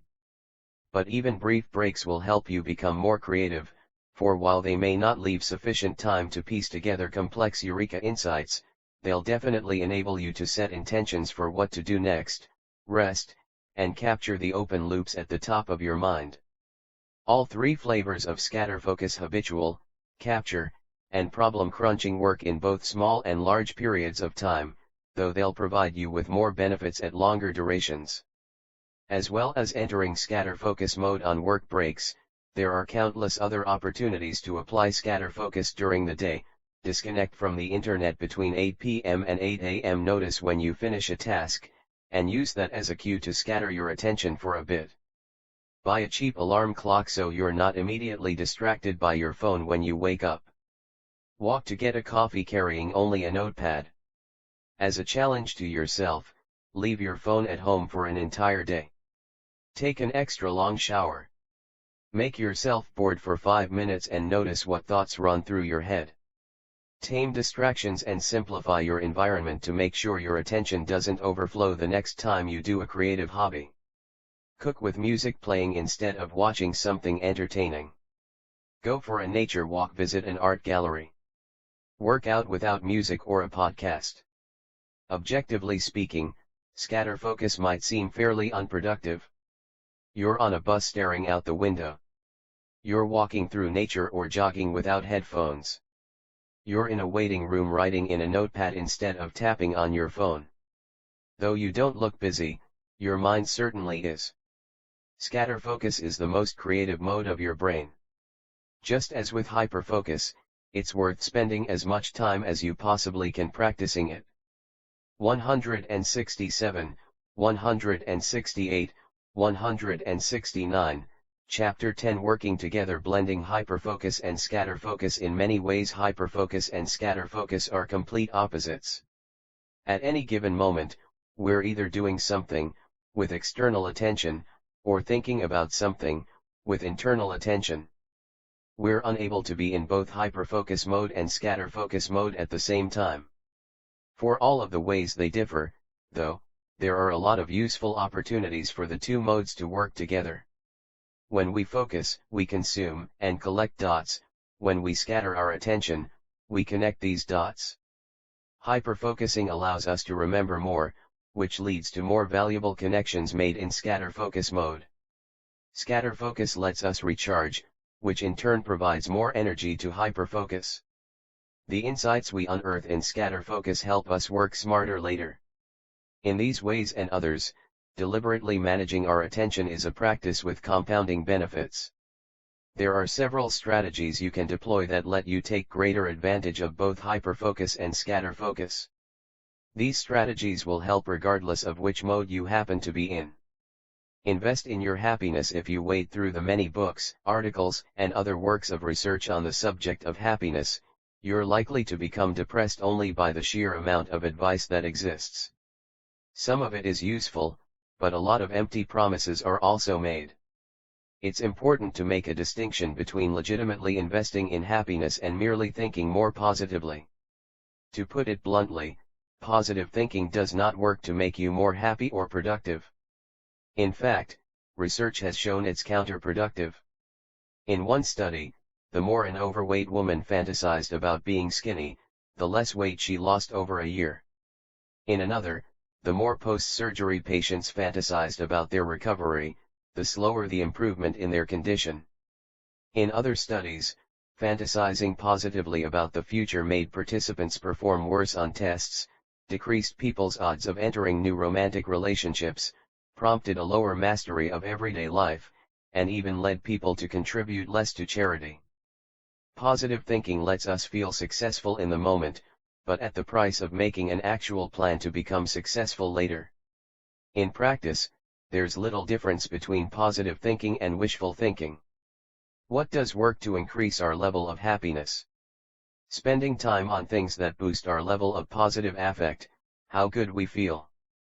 There is a wealth of actual research demonstrating that becoming happier helps us manage our attention, as well as 170, suggesting proven ways to boost our level of happiness. Curiously, the more we invest in our happiness, the more productive we become in hyperfocus mode and the more creative we become in scatterfocus mode. Before getting into why, it's worth noting that you're likely to find yourself feeling happier simply by practicing the ideas in this book. You're significantly less content when your mind wanders against your will, even when it's wandering to neutral topics. You're about as happy when your mind is unintentionally wandering to a positive topic as you are when focusing on something mundane. Practicing hyperfocus and working with fewer distractions helps focus more attention on the present. Intentionally letting your mind wander takes the guilt, doubt, and stress out of the process, because you choose to unwind rather than doing so against your will.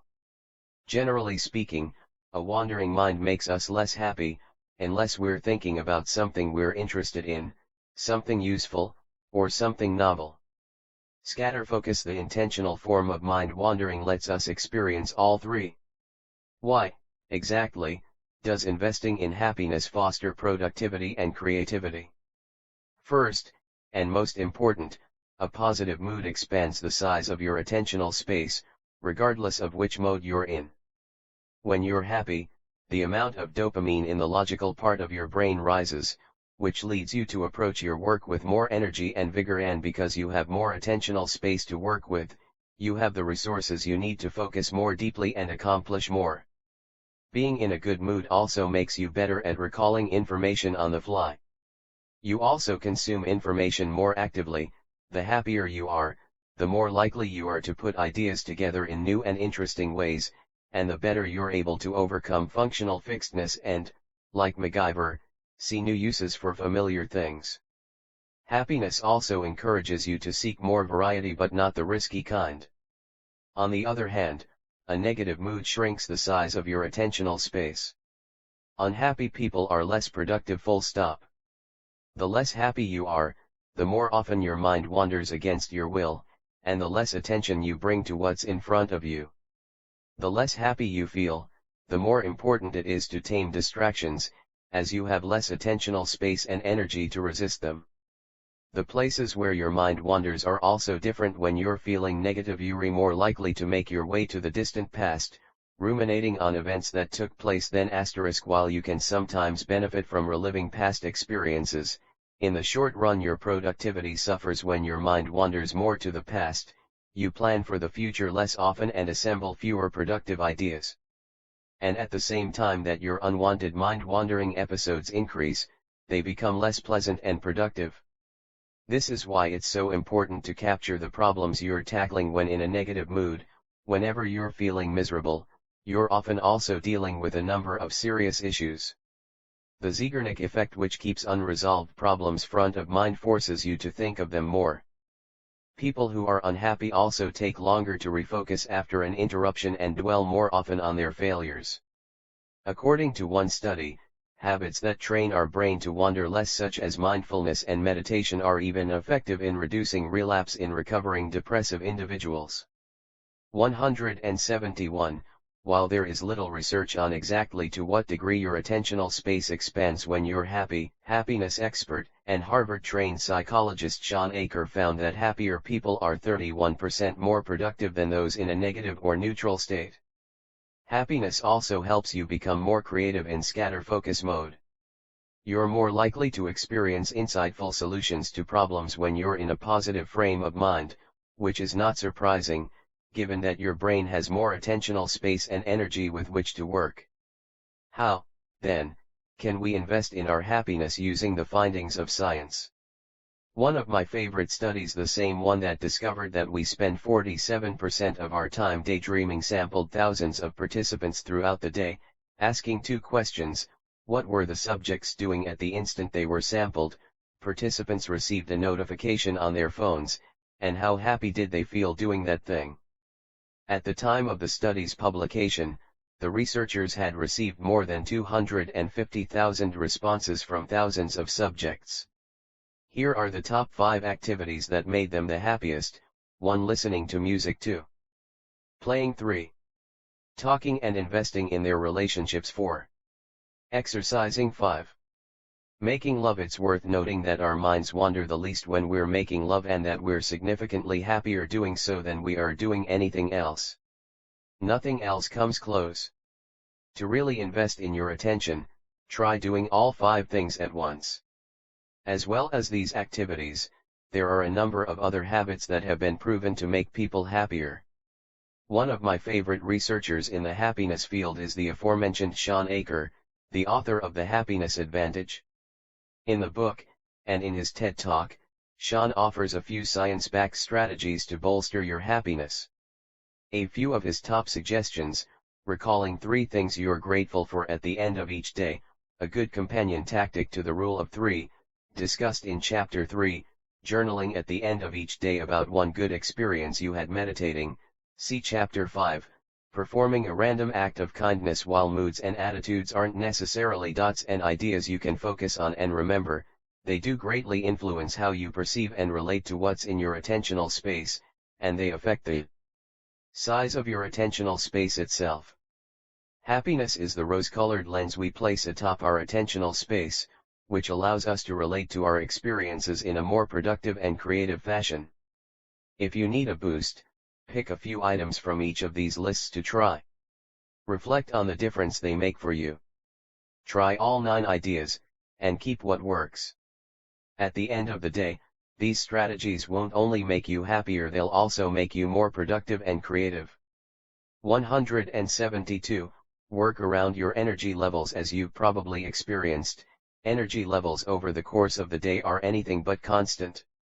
They fluctuate according to when your body is programmed to have the most energy, e.g., if you happen to be an early bird or a night owl, how often you exercise, what you eat, and whether you get enough sleep. Like energy levels, your focus and productivity aren't consistent either. You're the most productive when you dedicate your energy-rich moments to your most complex, meaningful tasks. If you've read my previous book, The Productivity Project, you're already familiar with this idea. Hyperfocus is most effective during your peak energy times. I call these your biological prime time, BPT, and the precise times of day differ for everyone. By charting your energy levels for a week or 2, you'll be able to identify your own patterns. The more productive tasks you do during your BPT, the more productive you become. There's a flip side to this concept when it comes to scatterfocus. Scatterfocus is most powerful when you have the least energy. Your brain is less inhibited during these periods and doesn't hold back the ideas it generates. Analytic problems require focused attention to solve, but solutions to creative problems come when you connect the greatest number of ideas.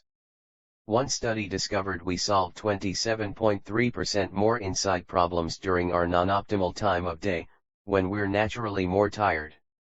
I call these time periods when we have the least energy our creative prime time. There's no shortage of research examining when we naturally have the most energy. For most people this occurs during the late morning, around 11 a.m., and mid-afternoon, around 2 o'clock or 3 p.m. Our energy is typically lowest right after lunch.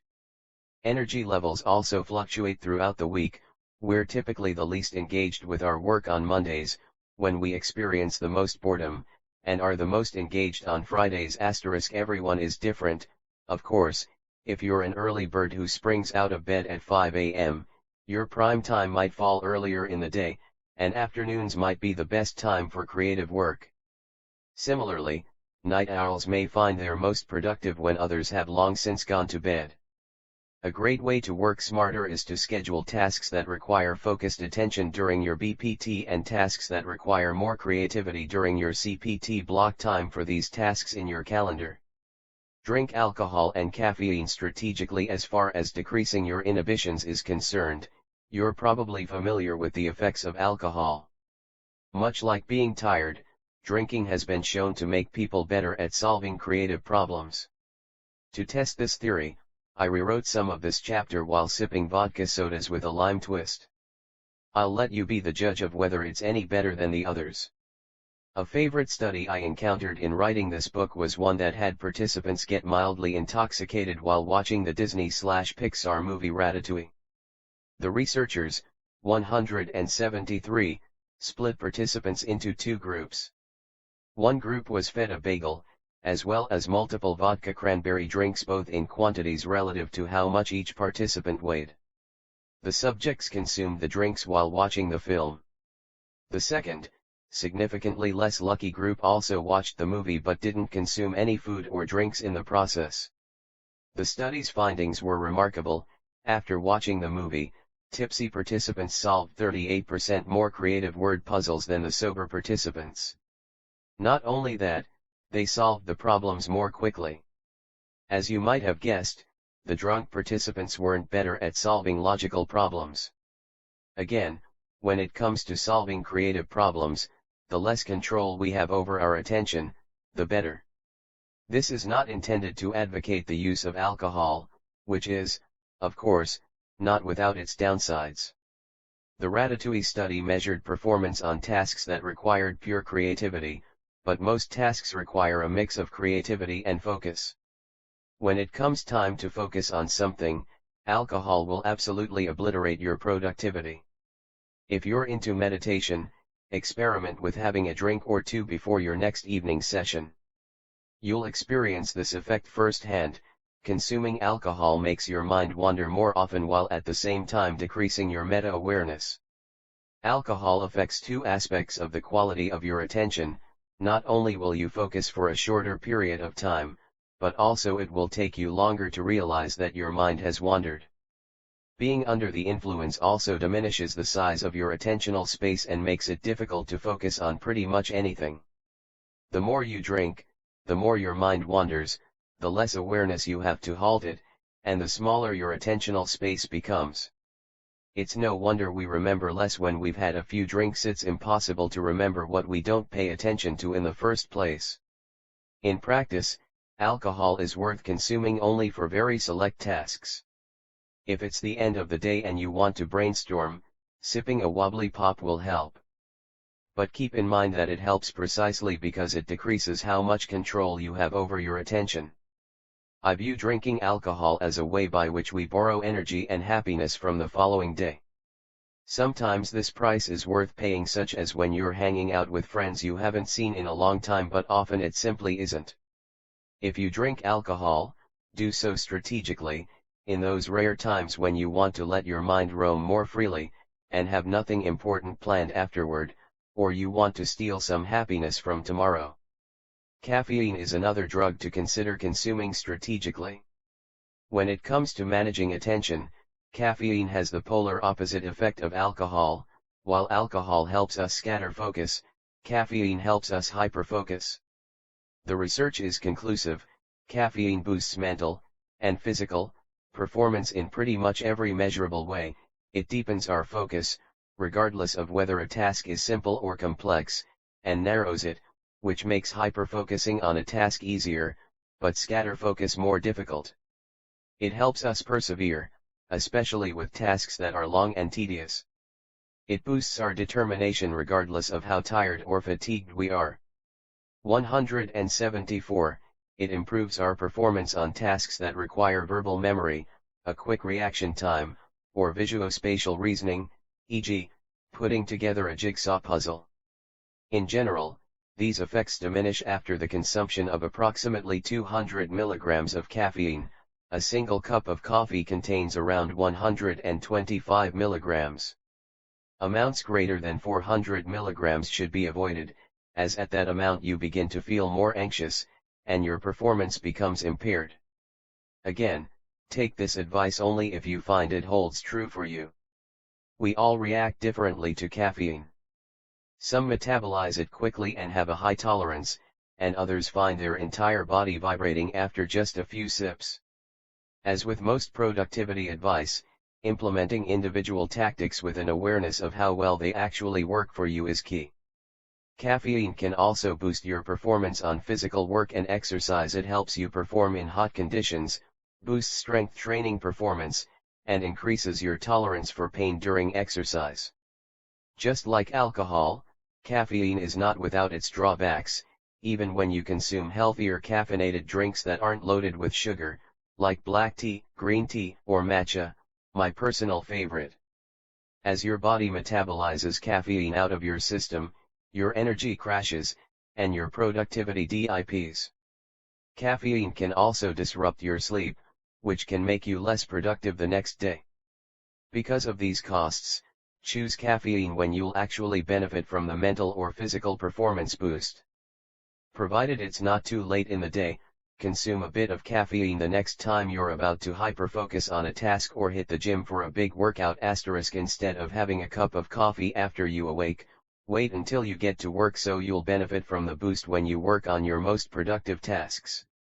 If you have a brainstorming meeting first thing in the morning, consume caffeine after the session, keeping the walls of your attentional space low to let more ideas flow. If you have a pitch meeting, on the other hand, do the opposite.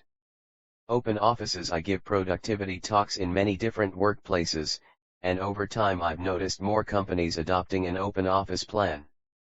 Open offices are a mixed bag when it comes to focus and productivity.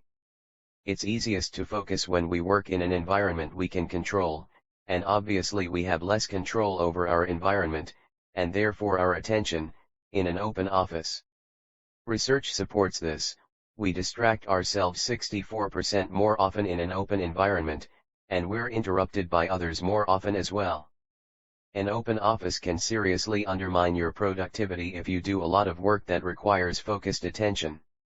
Open offices do have their benefits.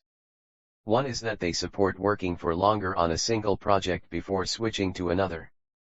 The reason for this is interesting. While our colleagues interrupt us more in an open environment, they're also more considerate about when they do.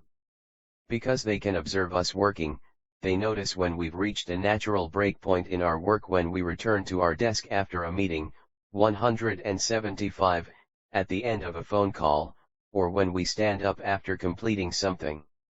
In these environments we're interrupted more often when we're switching between tasks, so we don't need as much time and energy to refocus. While this book focuses on personal productivity, our work doesn't exist in a vacuum. The projects on our plates are typically intertwined with the work of others. In highly collaborative work, the faster we can get information from others, and the more quickly they can get information from us, the better the collaboration, as the team will become more productive as a whole system. The bottom line when it comes to open office plans is that if the work you and your team does is hyper-collaborative or involves a great deal of creativity and connecting ideas, an open office is probably worth its disadvantages. If your work involves a significant number of tasks that benefit from undisturbed focus, as more and more jobs seem to, an open office can be detrimental to your productivity. If you're a manager, consider the type of work your team does before you plan for an open office. If you do decide this design is worth the potential productivity costs, be sure to educate your employees on how to manage interruptions. One study found that after a team understood how costly interruptions were, they fell by 30%. It's also worth investigating whether most of the interruptions you, or your team, face come from a common source. For example, If you lead a group of programmers who are interrupted mostly for feature requests and questions about the product, create a tool for those outside your team to suggest new features, and produce more useful documentation, so the interruptions that do come in are less frequent and less costly. If you can't avoid adopting an open office plan, be sure to designate a quiet zone where employees can hyperfocus without interruption. Creating a focus ritual. By now we've covered how to integrate both hyperfocus and scatterfocus into your life and make a habit out of entering each mode daily. Enter hyperfocus mode at least once a day to deal with your most productive tasks, eliminate distractions and concentrate on one important thing. Enter scatterfocus multiple times a day, particularly habitual scatterfocus mode, so that you can plan for the future, connect ideas, and recharge your ability to hyperfocus. Do the same at home, hyperfocusing on meaningful experiences and conversations, and scatterfocusing when you need to plan, rest, or ideate. Some weeks you may find that you need more of one than the other. One of my favorite weekly routines is a focus ritual, which I schedule for every Sunday evening or Monday morning to plan my week.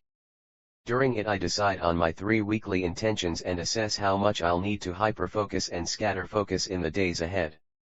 I'd be lying if I said I spent a lot of time planning how long I'll dedicate to each mode. No one should do that. But I do consider, briefly, whether my week will benefit from one mode more than the other. When doing the same for your own schedule, ask yourself questions like these. 176. How much productivity and creativity will I need this week? Does an upcoming deadline mean I need to hyperfocus more than usual? Or do I have more space to plan for the future and connect ideas? What commitments do I have coming up that will get in the way of my hyperfocus and scatterfocus time, e.g., travel, a draining conference, or an inordinate number of meetings? How can I deal with these obstacles in advance? How many blocks of time can I commit to hyperfocus and scatterfocus? Can I commit to these periods in my calendar? Noticing this final chapter has explored a variety of ideas that will enable you to take even greater advantage of your attention. By investing in your happiness, working around your energy levels, drinking alcohol and caffeine strategically, considering your office environment, and taking into account both hyperfocus and scatterfocus as you plan your week, you'll be able to take deliberate management of your attention to the next level. It's also important not to lose sight of one final concept that's paramount to managing attention well: awareness. As you become more aware of what's occupying your attentional space, how much energy you have, and how full your attentional space is, you'll become more agile and adjust as conditions change. For example, if you've reached an impasse with a problem, awareness will give you the ability to determine whether the problem is more analytical or requires creative insight to solve. You can then enter hyperfocus or scatterfocus accordingly. One of the best strategies to train your brain to become more aware is the hourly awareness chime I discussed in Chapter 3. When the chime dings, reflect on what's occupying your attentional space, as well as the state of your attention. Odds are you haven't experimented with every idea in this book, but if you haven't already, do try this one. In addition to an hourly awareness chime, try picking a few cues you encounter each day, at work and at home, to use as reminders to check your attentional space. Awareness is the thread that winds its way through most of the tactics in this book. When you're aware of what has taken hold of your attention, you're able to direct it back toward more important and meaningful things. You'll then work with greater purpose, focus for longer, and daydream less, all of which will increase the quality of your attention and the quality of your life. Awareness is really just a process of noticing things, and there is a lot to notice. I hope you've discovered some of the curious ways your own attention works. Maybe you've noticed the quality of your attention, how much of your time you spend intentionally, the duration of your focus, and how long your mind wanders before you catch it doing so. Maybe you've noticed just how often you automatically pay attention to anything that's novel, pleasurable, or threatening. Maybe you've noticed how quickly objects of attention pass through your attentional space. Above all, I hope you've become more productive, creative, and purpose-driven. 177. the power of managing your attention well. The benefits of effectively managing your attention are innumerable. For starters, you feel more in control as you turn off autopilot mode and manage your attention deliberately. You begin to understand its limits and become better able to work within them, learning when you can and can't multitask. Your life becomes more meaningful, because you pay greater attention to meaningful experiences and process them more deeply. In this way, meaning isn't something we try to find, it's something we make an effort to notice. You get more done, because you're actually able to focus on important matters. You're able to think more clearly and become more engaged with your work. You plan for the future and set intentions more frequently. You feel better rested and less guilty about taking a step back. And you connect more ideas, while amassing constellations of them in your mind about topics that drive your curiosity further. This inspires you to become more creative, lets you work smarter and more intuitively, and makes you more productive on creative projects. Hyperfocus can help you get an extraordinary amount done in a relatively short period of time. Scatterfocus lets you connect ideas, which helps you unearth hidden insights, become more creative, plan for the future, and rest. Together they will enable you to work and live with purpose. Your attention is the most powerful tool at your disposal to live and work with greater productivity, creativity, and purpose. Managing it well will enable you to spend more time and energy on your most purposeful tasks and to work more often with intention, focus for longer periods, and stumble into fewer unwanted daydreams. I hope you spend it wisely. 178. Acknowledgements. For a book like this to come into existence, dozens of people had to play a part. Their work, summed up, is likely greater than my own. First, I have never met in person many of the people who made this book possible. They are the researchers whose shoulders I stood upon in assembling it. Thank you to all those whose work is tucked away in the notes section and in the pages of this book. Thank you especially to Gloria Mark, Mary Zerwinski, and Shamsi Iqbal, all at Microsoft Research, for meeting with me in person not once, but 3 times. Thank you also to Jonathan Schooler, Jonathan Smallwood, Peter Gallwitzer, and Sophie Leroy for so generously agreeing to chat. Lucinda Blumenfeld, my literary agent, believed in the idea for this book from the very start and was once again the best partner anyone could ask for in publishing a book. Lucinda is one of those rare people who are never afraid to tell you what they think, but at the same time will always have your back. I'm thrilled I get to work with an agent as talented and generous as she is. Rick Cott, my editor extraordinaire at Viking, also believed in the idea of hyperfocus from the very start and let me go wild with it. One of the best parts about writing this book was getting to work with Rick, truly one of the smartest, most talented, and kindest people I've met. And I don't even need to suck up to him anymore, because he's already sent me his edits. Thank you to Craig Pyatt, my crazy talented editor at Random House Canada, who so graciously provided editing notes that helped smooth the book out even further. Thank you also to Diego Núñez, Connor Eck, and Norma Barksdale, who provided invaluable support through the publishing process. Thank you also to Hilary Duff and Victoria Klassen, who helped me research and edit this book. I have the tendency to write in a long-winded way, and Hilary trimmed literally thousands of words of chaff from this book. She gave you a couple hours of your life back, so you should probably thank her too. Victoria was, for a second time around, an extraordinary help in not just fact-checking this book but also as an especially big relief for me formatting the notes section, a task I wouldn't want to touch with a 10-foot pole.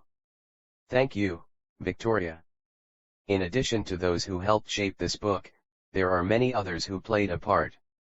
Thank you to Hal Fessenden and Jennifer Choi for helping us find such fantastic publishers outside of the United States and Canada, including Robin Harvey at Macmillan in the United Kingdom. And to Carolyn Colvin, Ben Petroni, Lydia Hurd, Nora Alice Dimick and Alex McGill for helping share the idea of this book in the United States and Canada. Thank you also to Louise Jorgensen, whom I've had the pleasure of, 179, working with for more than 4 years now. I'm honestly not sure what I'd do without you, Louise, and that's not hyperbole. Thank you to my readers, some of whom have been reading my work for many years. I hope you found this book worthy of your time and that this book, and my work that comes after it, pays dividends for you for many years to come. And finally, thank you to Arthan. Arthan is my first reader, and I hope she always will be. I trust her more than anyone not only to strength test my ideas but also to help me build them up in the first place. But much more important than anything work-related, Arthan is the love of my life who became my fiancé over the course of writing this book. Arthan, from where I sit you're one of a kind. Thank you for turning me into somebody loved.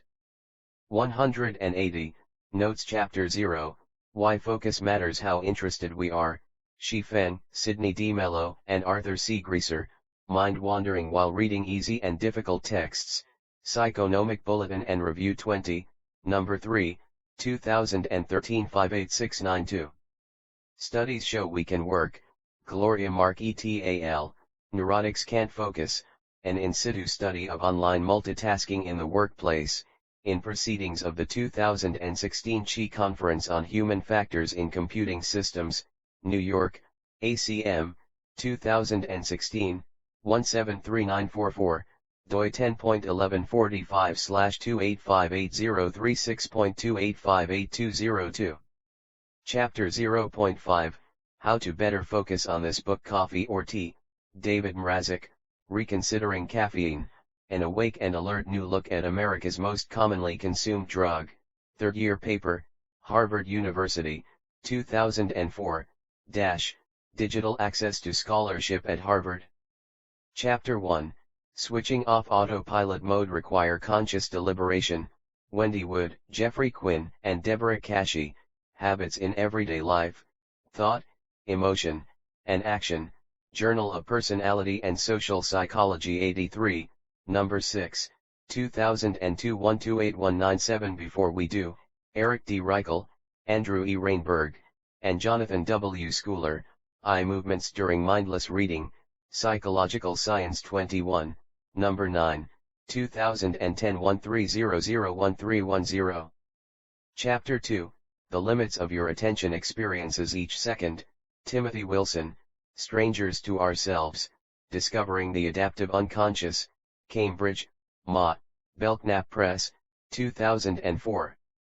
Of Our Attention, Ted, Mihaly Csikszentmihalyi, Flow, The Secret to Happiness, YouTube, October 24, 2008, www.youtube.com/watch?v=FCFJCQSBS.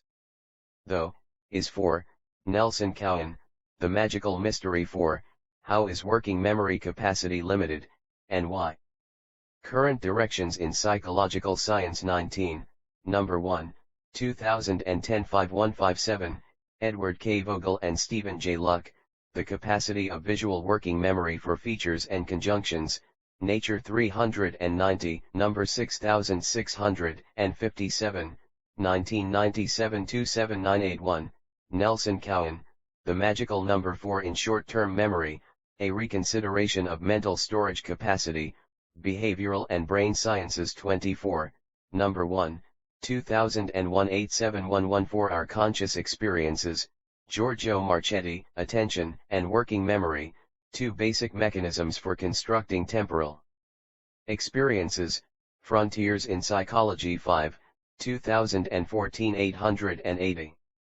181, We Need It, Klaus Oberauer, Design for a Working Memory, Psychology of Learning and Motivation 51, 2009 45100. Chances at Survival, Ferris Jabber, Does Thinking Really Hard Burn More Calories?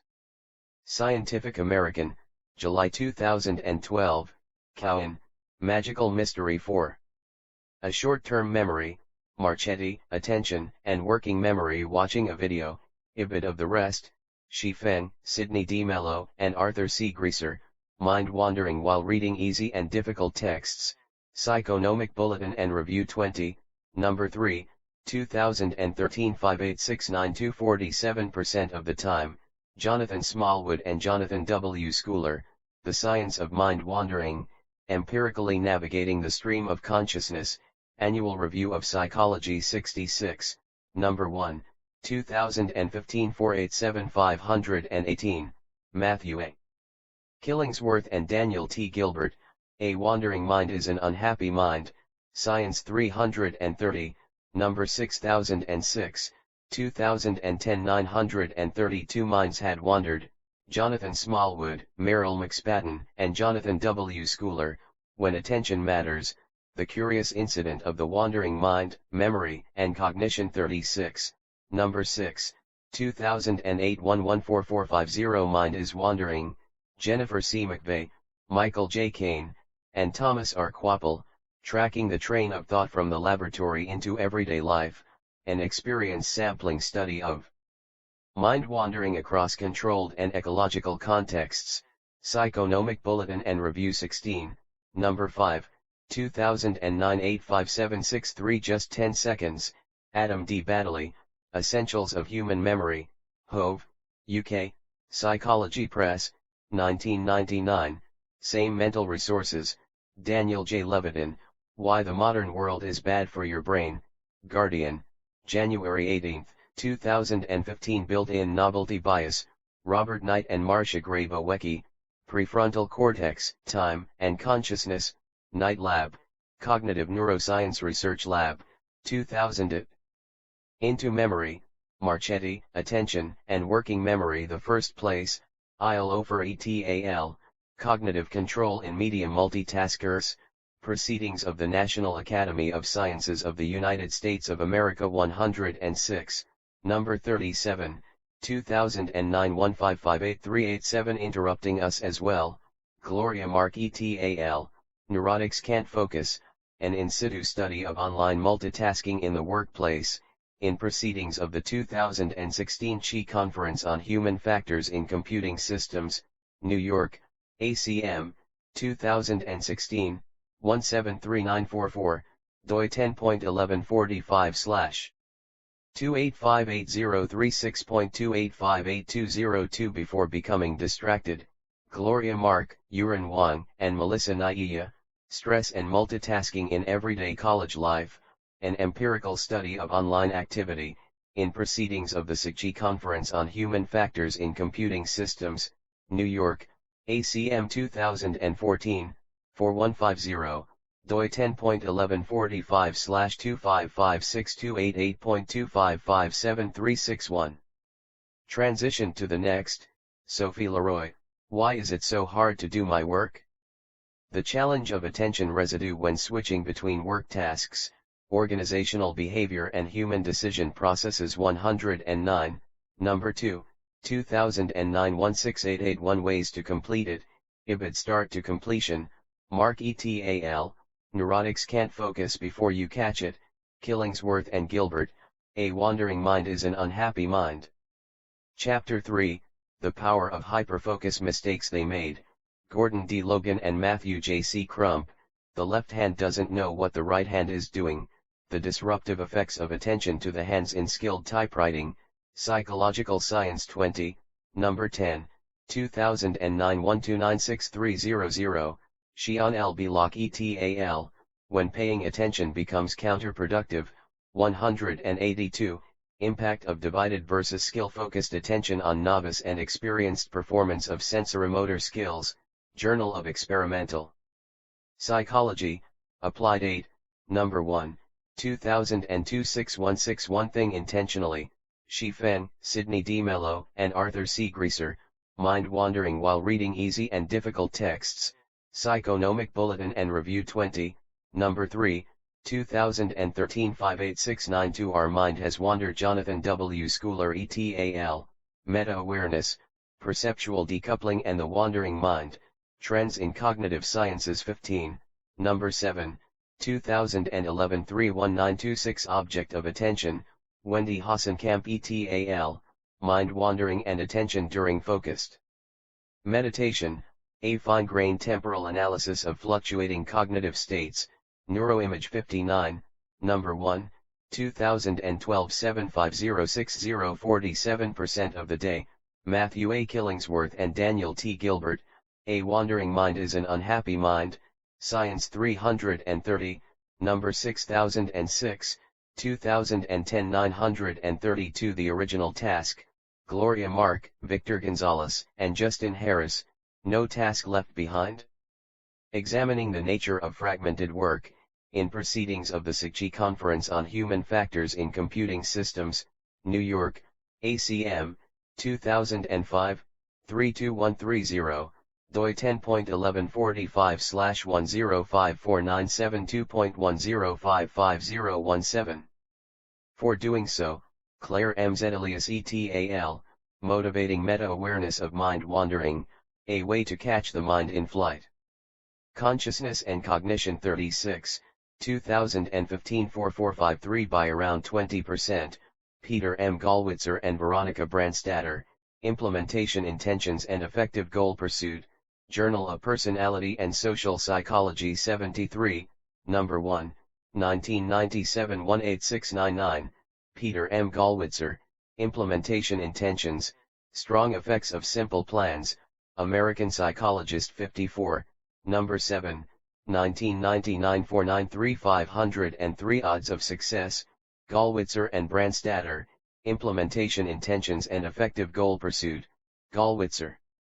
Implementation Intentions, Strong Effects of Simple Plans. Original Goal Automatically, Gallwitzer and Brandstatter, Implementation Intentions and Effective Goal Pursuit. Do something simple, Gallwitzer, Implementation Intentions rewarding or meaningful, Alan Blunt, Task Aversiveness and Procrastination, a multidimensional approach to task aversiveness across stages of personal projects, Master's Thesis, Department of Psychology, Carleton University, 1998. Chapter 4, Taming Distractions Every 35 Seconds, Gloria Mark et.al., Neurotics Can't Focus, an in situ study of online multitasking in the workplace, in Proceedings of the 2016 CHI Conference on Human Factors in Computing Systems, New York, ACM, 2016, 173944, doi 10.1145/2858036.28582002.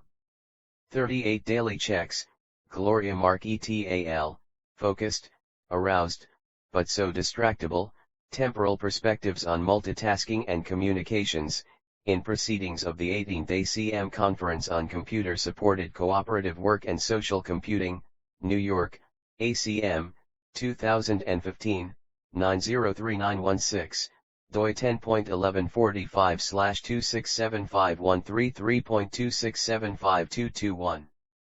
Stresses Us Out, Gloria Mark, Daniela Gudith, and Ulrich Kloke, The Cost of Interrupted Work, More Speed and Stress, in Proceedings of the SIGCHI Conference on Human Factors in Computing Systems, New York, ACM 2008, 107110, doi 10.1145/1357054.1357072.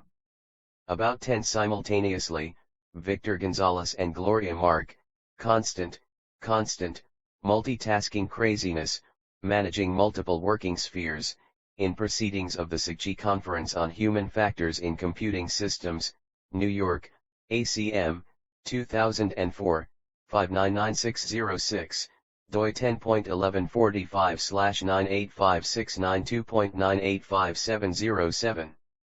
Before doing so, Gloria Mark, Victor Gonzalez, and Justin Harris, No Task Left Behind?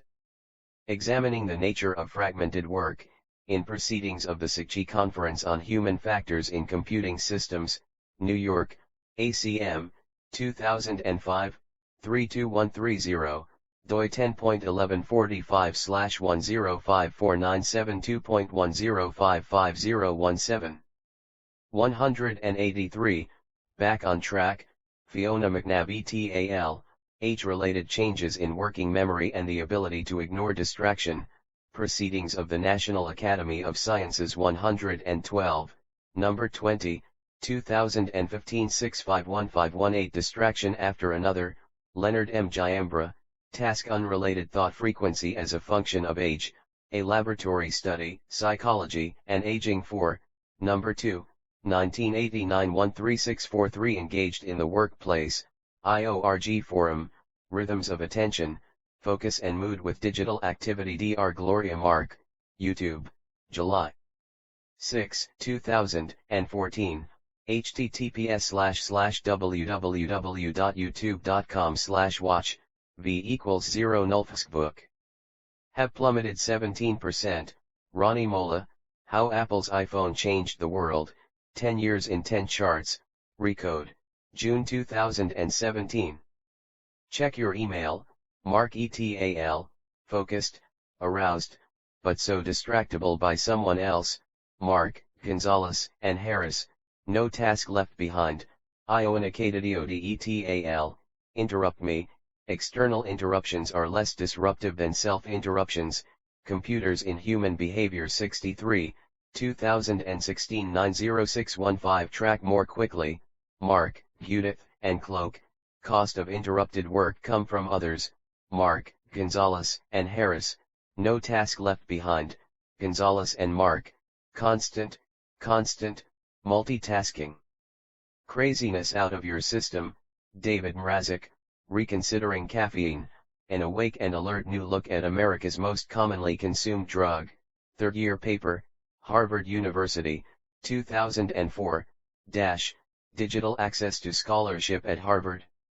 Ability to Resist Distractions, Gloria Mark, Shamsi Iqbal, and Mary Zerwinski, How Blocking Distractions Affects Workplace Focus and Productivity, in Proceedings of the 2017 ACM International Joint Conference on Pervasive and Ubiquitous Computing and Proceedings of the 2017 ACM International Symposium on Wearable Computers, New York, ACM Press, 2017, 92834, doi 10.1145/3123024.31245558. Periods of time, Jennifer A. Labwat and Timothy A. Pychyl, Cyberslacking and the Procrastination Superhighway, a web-based survey of online procrastination, attitudes, and emotion, Social Science Computer Review 19, Number 4, 2001 43144. Yourself from Distractions, Mark, Iqbal, and Zerwinski, How Blocking Distractions Affects Workplace Focus Correlated with Procrastination, John C. Leyland and Nicholas G. Martin, The Genetic Correlation Between Procrastination and Impulsivity, Twin. Research and Human Genetics, the official journal of the International Society for Twin Studies 17, Number 6, 2014 51215. Focus on Your Work, John Tragakos and Ivana Hideg, Momentary Work Recovery, The Role of Within-Day Work Breaks, in Current Perspectives on Job Stress Recovery, Vol 7, Research in Occupational Stress and Well-Being, ed. Sabine Sanantag, Pamela L. Parawi, and Daniel C. Ganster, West Yorkshire, UK, Emerald Group, 2009.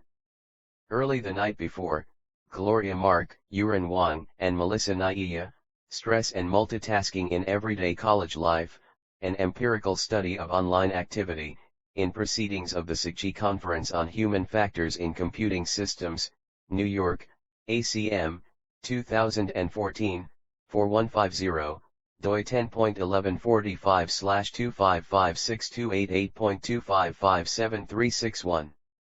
Attention on email, Ashish Gupta, Ramesh Sharda, and Robert A. Grieve, you've got email. Does it really matter to process emails now or later? Information Systems Frontiers 13, Number 5, 2011 637. Span of a Day, Gloria Mark et.al., Focused, Aroused, but so distractible, Temporal Perspectives on Multitasking and Communications, in Proceedings of the 18th ACM Conference on Computer-Supported Cooperative Work and Social Computing, New York, ACM, 2015, 90316.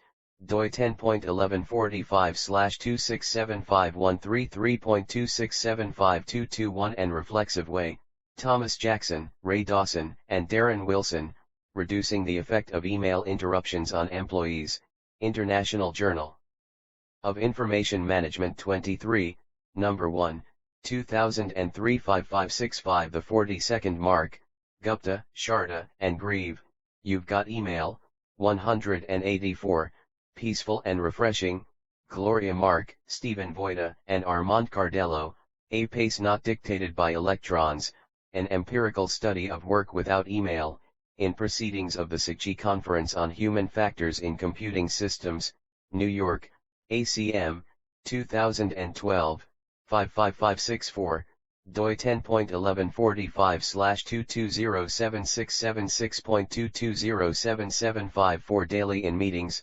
Infocom, Meetings in America, a study of trends, costs, and attitudes toward business travel and teleconferencing, and their impact on productivity, Verizon Conferencing White Paper. The Modern Office, Chris Bailey, The 5 Habits of Happier, More Productive Workplaces, Zipcar White Paper, October 19, 2016. Compendium of Information, Shalini Misra et al., The iPhone Effect, The Quality of In-Person Social Interactions in the Presence of Mobile Devices, Environment and Behavior 48, No. 2, 2016 27598. Connection, and Relationship Quality, Andrew K. Prabilski and Netta Weinstein, Can You Connect With Me Now?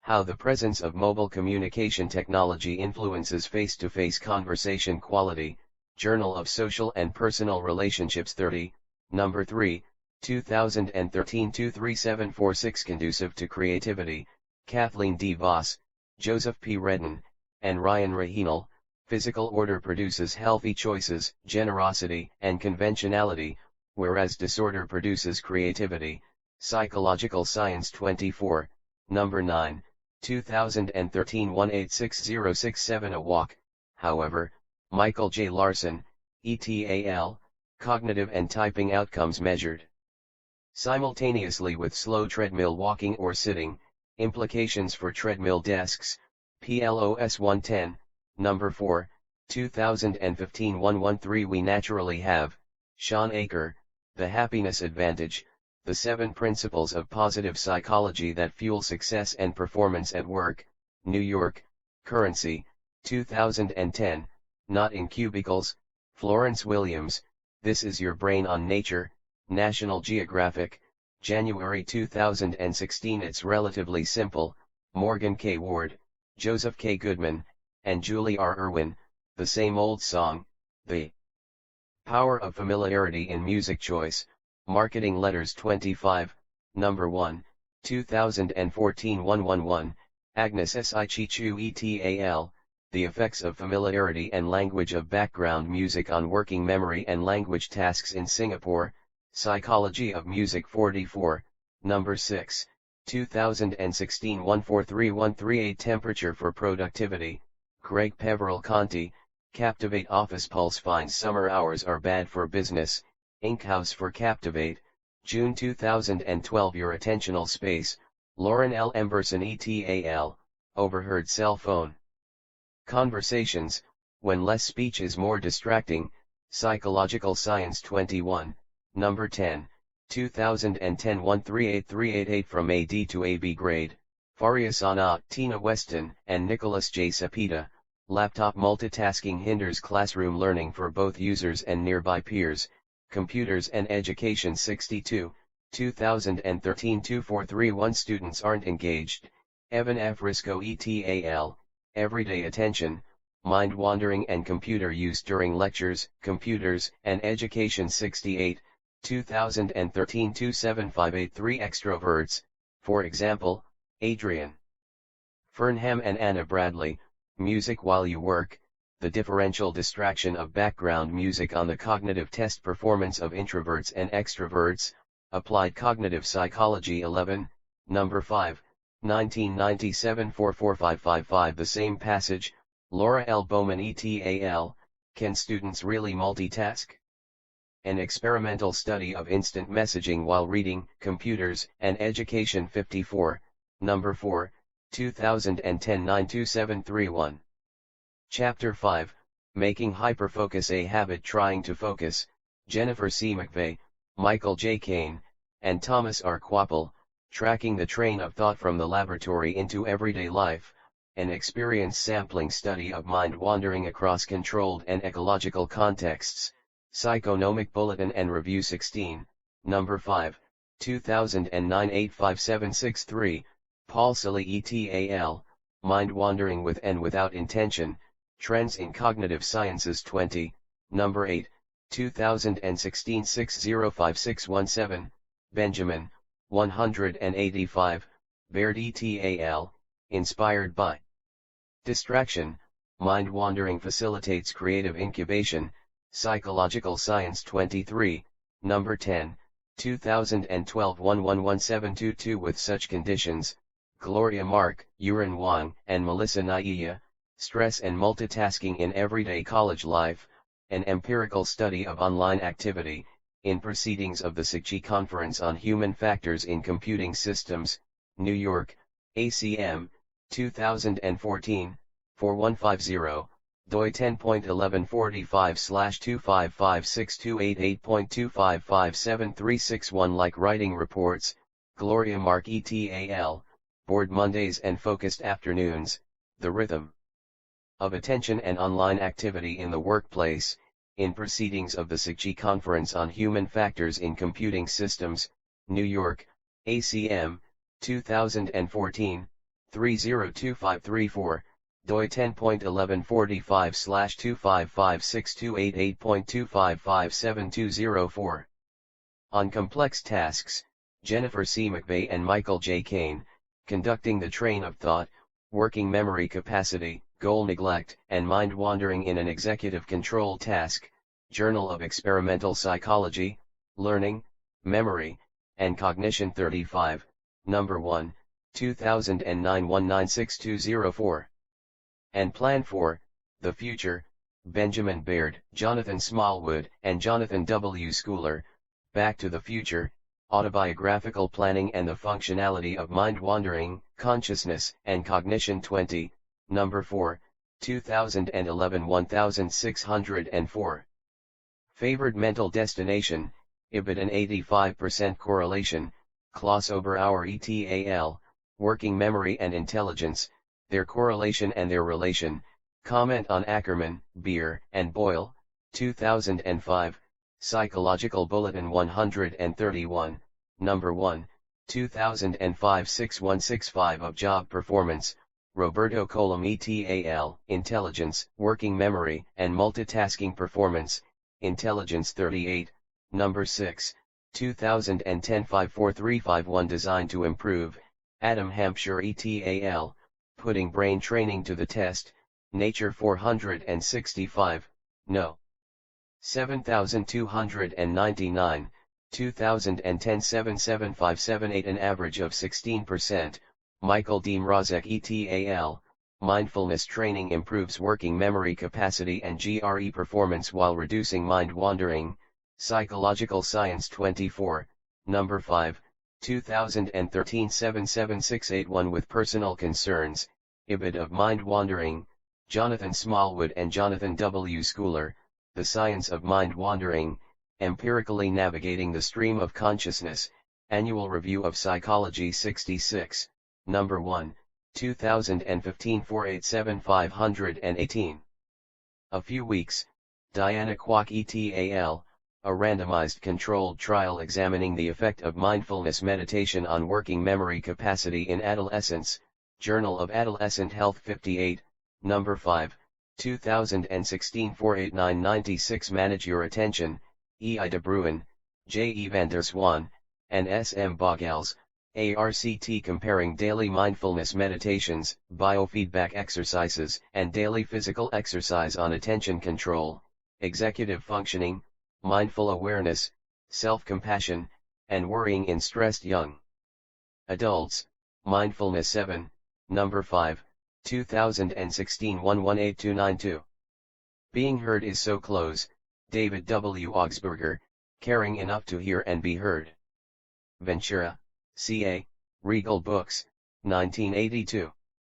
Chapter 6, Your Brain's Hidden Creative Mode. Deliberately Deploy Scatterfocus, J.R. Binder et al., Conceptual Processing During the Conscious Resting State, a Functional MRI Study, Journal of Cognitive Neuroscience 11, Number 1, 1999 8093. They were surveyed, Paul Silly, Evan F. Risco, and Daniel Smilak, on the necessity of distinguishing between unintentional and intentional mind wandering, Psychological Science 27, number 5, 2016 68591, 186, The Shock Again, University of Virginia.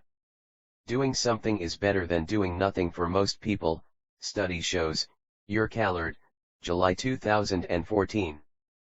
Pleasurable or threatening, Amit Sood and David T. Jones, on mind wandering, attention, brain networks, and meditation, Explore 9, number 3, 2013 13641. We Wander to the Past, Benjamin Baird, Jonathan Smallwood, and Jonathan W. Schooler, Back to the Future, Autobiographical Planning and the Functionality of Mind Wandering, Consciousness and Cognition 20, number 4, 2011, and the Future, Benjamin Baird, Jonathan Smallwood, and Jonathan W. Schooler, Back to the Future. Jonathan W. Schooler et al., Meta-Awareness, Perceptual Decoupling and the Wandering Mind, Trends in Cognitive Sciences 15, number 7, 2011 31926. Having Food Stolen, Sergio P. C. Correa, Anthony Dickinson, and Nicola S. Clayton. Western scrub jays anticipate future needs independently of their current motivational state, Current Biology 17, number 10, 2007 85661. Rudimentary and Limited, Dan Pink, When, The Scientific Secrets of Perfect Timing, New York, Riverhead Books, 2018. Alzheimer's and Dementia, Zoran Josipovic et al., Influence of Meditation on Anti-Correlated Networks in the Brain, Frontiers in Human Neuroscience 183, number 5, 2012.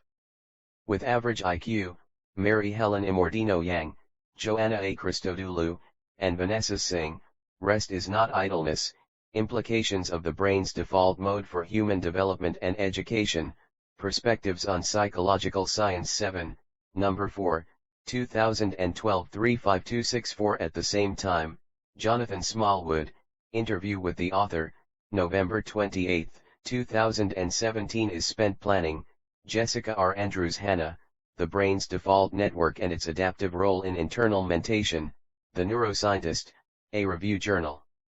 Bridging Neurobiology, Neurology, and Psychiatry 18, number 3, 2012 251.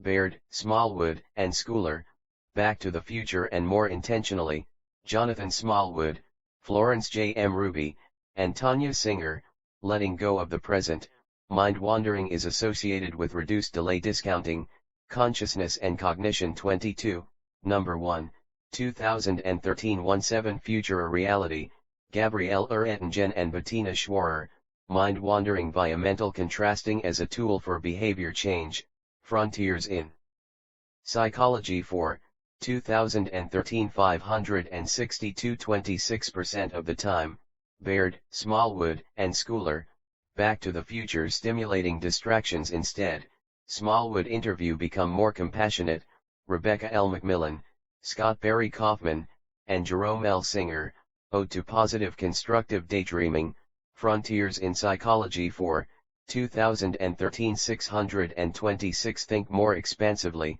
Jonathan Smallwood et al., Shifting Moods, Wandering Minds, Negative Moods Lead the Mind to Wander, Emotion 9, number 2, 2009 27176. The Negative Past, Baird, Smallwood, and Schooler, Back to the Future Grows Even Stronger, Jonathan Schooler, Interview with the Author, November 28, 2017, Jonathan Smallwood, Louise Nind, and Rory C. O'Connor, When Is Your Head At? An exploration of the factors associated with the temporal focus of the wandering mind, consciousness, and cognition 18, number 1, 2009 11825. Taking No Break Whatsoever, Benjamin W. Muniam and Jonathan W. Schooler, The Costs and Benefits of Mind Wandering, a Review, Canadian Journal of Experimental Psychology / Revue Canadienne de Psychologie Experimental 67, number 1, 2013 1118, Benjamin Baird et al., Inspired by Distraction, Mind Wandering Facilitates Creative Incubation, Psychological Science 23, number 10, 2012 111722. Aware of your thoughts, Paul Silly et al., Intrusive Thoughts, Linking Spontaneous Mind Wandering and OCD Symptomatology, Psychological Research 81, number 2, 2017 39298, 187, About the Future, Giorgio Marchetti, Attention and Working Memory, Two Basic Mechanisms for Constructing Temporal Experiences, Frontiers in Psychology 5, 2014 880.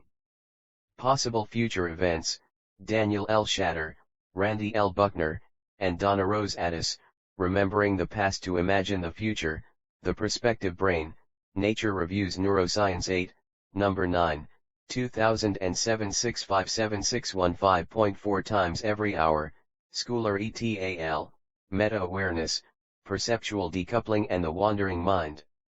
Recognizing its occurrence, Ibid Chapter 7, Recharging Your Attention. The Same Effect, Kenichi Kuriyama et al., Sleep Accelerates the Improvement in Working Memory Performance, Journal of Neuroscience 28, number 40, 2008 10145550. You genuinely enjoy, Jennifer C. McVeigh, Michael J. Kane, and Thomas R. Quapple, Tracking the Train of Thought from the Laboratory into Everyday Life, an experience sampling study of mind wandering across controlled and ecological contexts, Psychonomic Bulletin.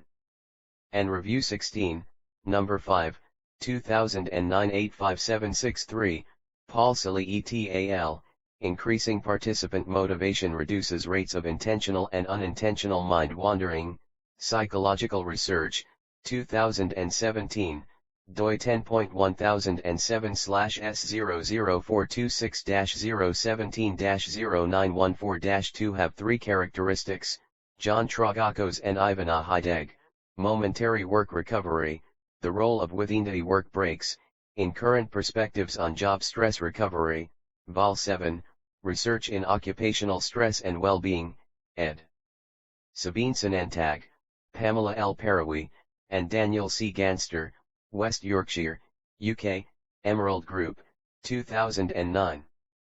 Do Resume Working, Ibid Groups of People, Sophia Dumbling, Introversion and the Energy Equation, Psychology Today, November 2009. Day as well, Reimer Rigby, Open Plan Offices Are Tough on Introverts, Financial Times, October 2015. Gain in Income, Florence Williams, This Is Your Brain on Nature, National Geographic, January 2016. Allow Your Mind to Wander, Peretz Levy, Jacob Zomer, and Daniel Gopher, Ultradian Rhythms in Prolonged Human Performance, ARI Research Note 95-30, U.S. Army Research Institute for the Behavioral and Social Sciences, 1995. 52 Minutes of Work, Julia Gifford, The Rule of 52 and 17, It's Random, but it UPS Your Productivity, The Muse, No Date.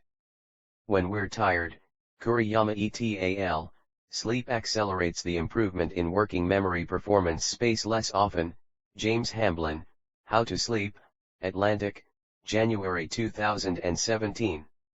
Than It Actually Is, Bronwyn Fryer, Sleep Deficit, The Performance Killer, Harvard Business Issue, October 2006, Paula Alhola and Pavi Polo Cantilla, Sleep Deprivation, Impact on Cognitive Performance, Neuropsychiatric Disease and Treatment 3, number 5, 2007 553 Stages of Sleep, G. William Domhoff and Kieran C. R. Fox, Dreaming and the Default Network, A Review, Synthesis and Counterintuitive Research Proposal, Consciousness and Cognition 33, 2015 34253 Mode on Steroids, Ibid. Throughout the Day, Gloria Mark et al., Sleep Debt in Student Life, Online Attention Focus, Facebook, and Mood, in Proceedings of the 34th Annual SIGCHI Conference on Human Factors in Computing Systems, New York, ACM, 2016, 551728, doi 10.1145/2858036.2858437. Midnight, on average, Gloria Mark, Yuran Wang, and Melissa Naiya, Stress and Multitasking in Everyday College Life, an empirical study of online activity, in Proceedings of the SIGCHI Conference on Human Factors in Computing Systems, New York, ACM, 2014, 4150, doi 10.1145/2556288.2557361. 188, Your Focus and Productivity, Tragakos and Heidegg, Momentary Work Recovery. Chapter 8, Connecting Dots Encoded into Our Memory, J. Glasker et al., Distributed Neural System for General Intelligence revealed by Lesion Mapping, Proceedings of the National Academy of Sciences of the United States of America 107, Number 10, 2010 47059. Field of Neuroscience, Randy L. Buckner, The Serendipitous Discovery of the Brain's Default Network, Neuroimage 62, Number 2, 2012 1137. Study this concept, E. J. Macy Campo and Roy F. Baumeister.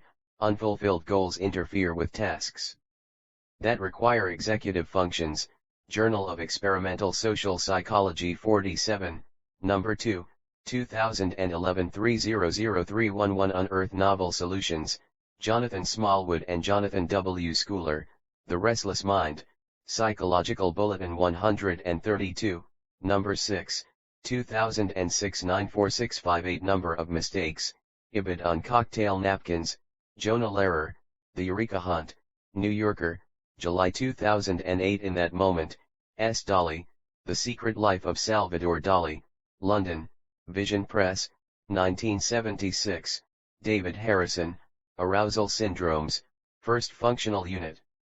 Revisited, in Brain Asymmetry and Neural Systems, Cham, Switzerland, Springer, 2015.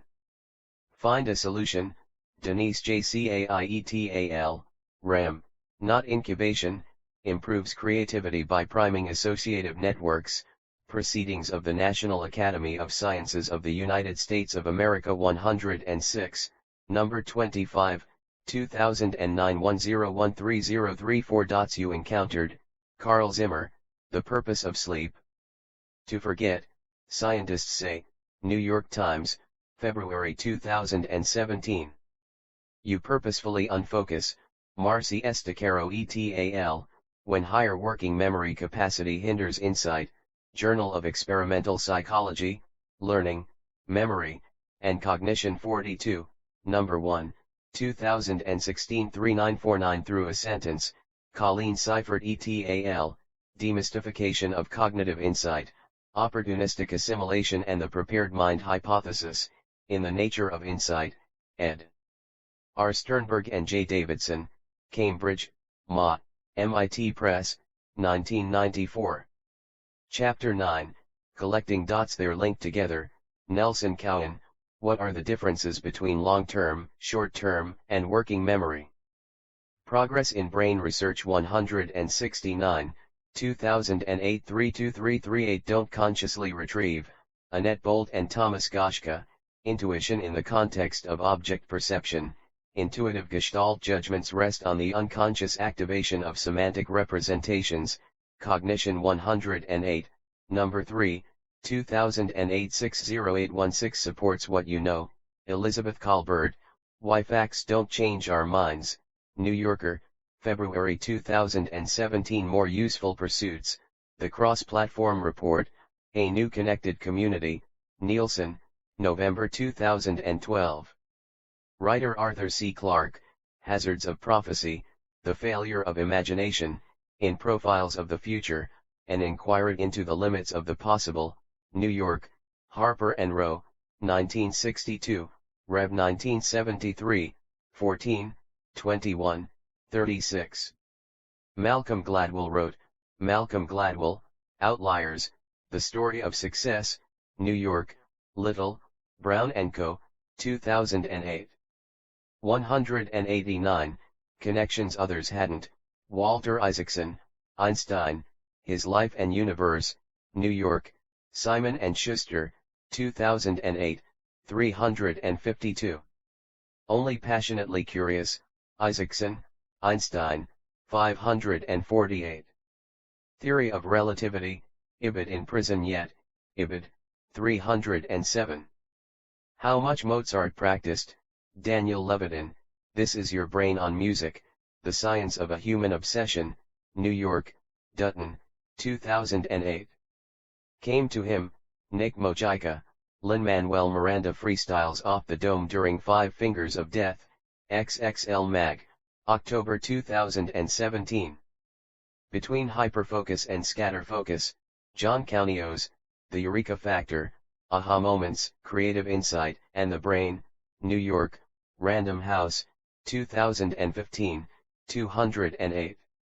Chapter 10, Working Together in One Study, Gabrielle Ertingen and Bettina Schwarer, Mind-Wandering via Mental Contrasting as a Tool for Behavior Change, Frontiers in Psychology 4, 2013 562, Gabrielle Ertingen, Future Thought and Behavior Change, European Review of Social Psychology 23, No. 1, 2012 163 On Something Mundane, Matthew A. Killingsworth and Daniel T. Gilbert, A Wandering Mind is an Unhappy Mind, Science 330, No. 6006, 2010 932 Experience All 3, Michael S. Franklin.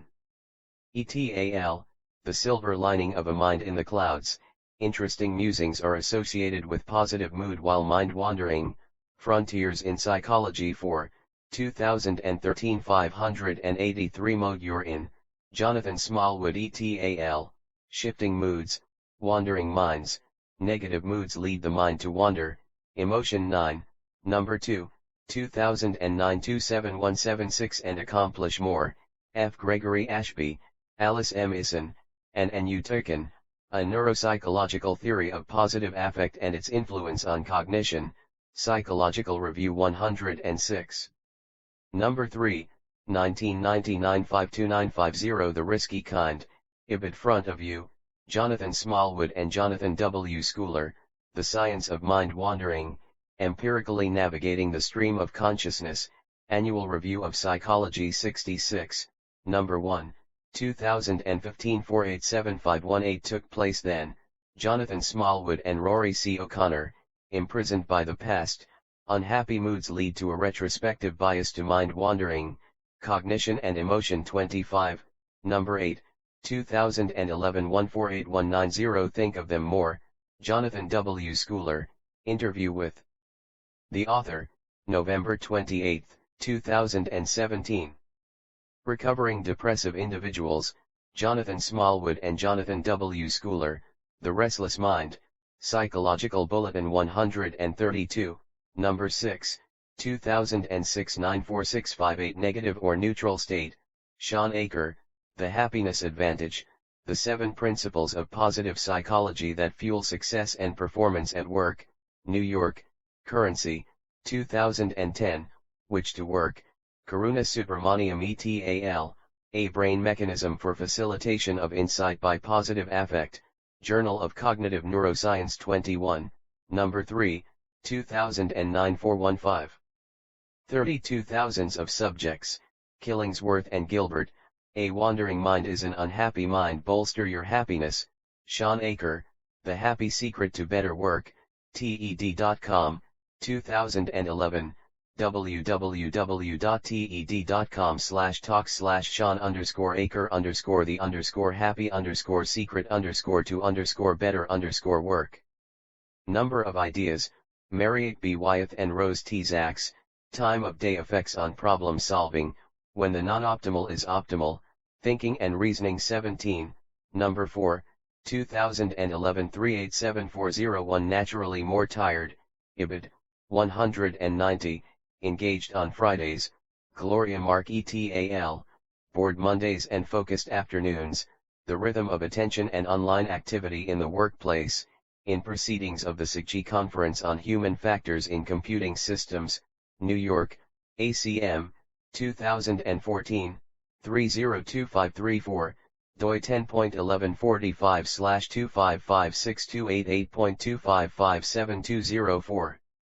Drinks in the Process, Andrew F. Jaraz ETAL, Uncorking the Muse, Alcohol intoxication facilitates creative problem solving, consciousness and cognition. 21, number 1, 2012 48793. Mind has wandered, Michael A. Sayed, Eric D. Reichel, and Jonathan W. Schooler, Lost in the Sauce, The Effects of Alcohol on Mind Wandering, Psychological Science. 20, number 6, 2009 74752. Pretty much anything, Jaraz, Coleflesh, and Wiley.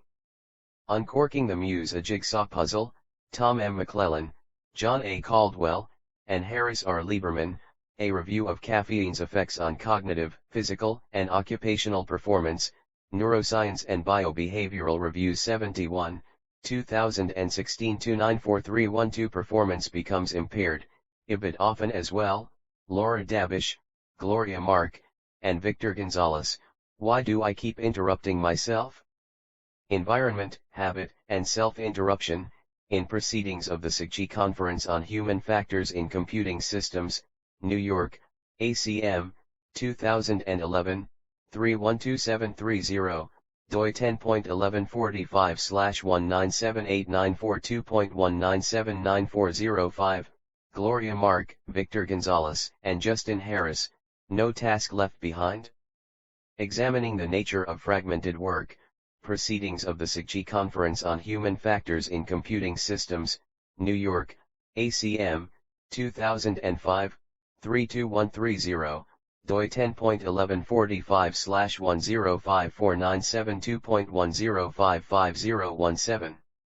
In Your Mouth, McClellan et al., A Review of Caffeine's Effect. Energy to Refocus, Mark, Gonzalez, and Harris, No Task Left Behind, fell by 30%, R. Van Zolingen, E. Berghout, and F. Van Ladem, interrupts, Just a Minute Never Is, IEEE Software 15, number 5, 1998 97103, Edward R. Sykes, Interruptions in the Workplace, A Case Study to Reduce Their Effects, International Journal of Information Management 31, number 4, 2011 38594. And Less Costly, Van Zolingen, Berghout, and Van Ladem. Interrupts hyperfocus or scatterfocus. Accordingly, Claire M. Zedelius and Jonathan W. Schooler, Mind Wandering Ahas versus Mindful Reasoning, Alternative Routes to Creative Solutions, Frontiers in Psychology 6, 2015 834, 191, Obdivkichkal Naprastobooksies Index. The page numbers in this index refer to the printed version of this book. The link provided will take you to the beginning of that print page. You may need to scroll forward from that location to find the corresponding reference on your e-reader. Aker, Sean, 203, 2045 ADHD, 51N, 139NH, 75N Alcohol, 2078 Allen, David, 107 Archimedes, 176 Attention, 135, 149, 184, 185 Alcohol and 208 Blinking and 29 Choosing Where to Direct, 19 Decisions About, 193 Limits of, 2349 Managing Well, Power of, 21415 Measuring Quality of, 4849, 109 Overflow of, 3842, 43, 44 Quality of, 4749 Shifting of, 44, 45, 47 Attentional Space, 2629, 110, 173, 183 Age and, 75 and Checking in on, 2931, 41, 80, 150, 213 Complex Tasks and, 3435, 3738, 112. Conversations and, 24, 27, 31, 34, 37, 149 Habitual Tasks and, 3234, 3637 Hourly Awareness Chime and, 6365, 21314 Hyperfocus and, 5055, see also Hyperfocus Intention in, 3839, 47, 48 Memory and, 31, 43 Meta-Awareness and, 30 Mood and, 2023 movement of, 43, 44 reading and, 2829 simplifying, 4041, 192, size of, 31, 11214, 11723, 148, 152, 160, 166, 180, 2023, 208 sleep and, 160 tasks in, 3138 attention residue, 4546 attractive or unattractive tasks, 20, 21 Augsburger, David, 125. Autopilot mode, 1522, 37, 39, 43, 55, 59, 67, 140, 168, 192 awareness, 110, 21314 mindfulness, 30, 12023, 203 awareness chime, 6365, 21314 Baird, Benjamin, 138 bathroom breaks, 76, 90, 149 biological prime time, BPT, 2057 blinking, 29 books, 15, 103 see also reading boredom, 11112 rethinking, 15358 brain, 69, 107, 152, 185 attention residue and, 46 bits of information processed by, 24, 34 complex tasks and, 109 default network of, 139N, 172 and different types of tasks, 33. Distractions and, 76, 8283 dopamine in, 4142, 18687, 202 energy consumption by, 27N, 42, 169 evolution and, 4142, 13637 habits and, 33, 67 hyperfocus and, 151, 171, 198 memory and, 43 multitasking and, 4344 novelty bias in, 41, 42, 13638 prefrontal cortex in, 33, 41 perspective bias in, 14041, 148 scatterfocus and, 151, 167, 172, 198, 199, 206 sleep and, 167 training apps and, 11718 Brandstatter, Veronica, 66, 67 breaks, 159, 160, 16970, 177, 198 frequency and length of, 16366 more. Refreshing, 16163, 193, 90-minute rule for, 16465 phone use during, 76, 90, 149 see also recharging busyness, 21, 42, 116 caffeine, 10, 83, 20810 Kane, David, 30 calendars and schedules, 6061, 1078 capture mode, in scatterfocus, 143, 14445, 198 chewing gum, 76 and caffeinated, 210 and chime, hourly awareness, 6365, 21314 Christensen, Clayton, 92 chunking technique, 25, 3536 Clark, Arthur C., 195 cleanliness, 101N, 1034 coffee and tea, 10, 83, 85, 20810 collaborative work, 82.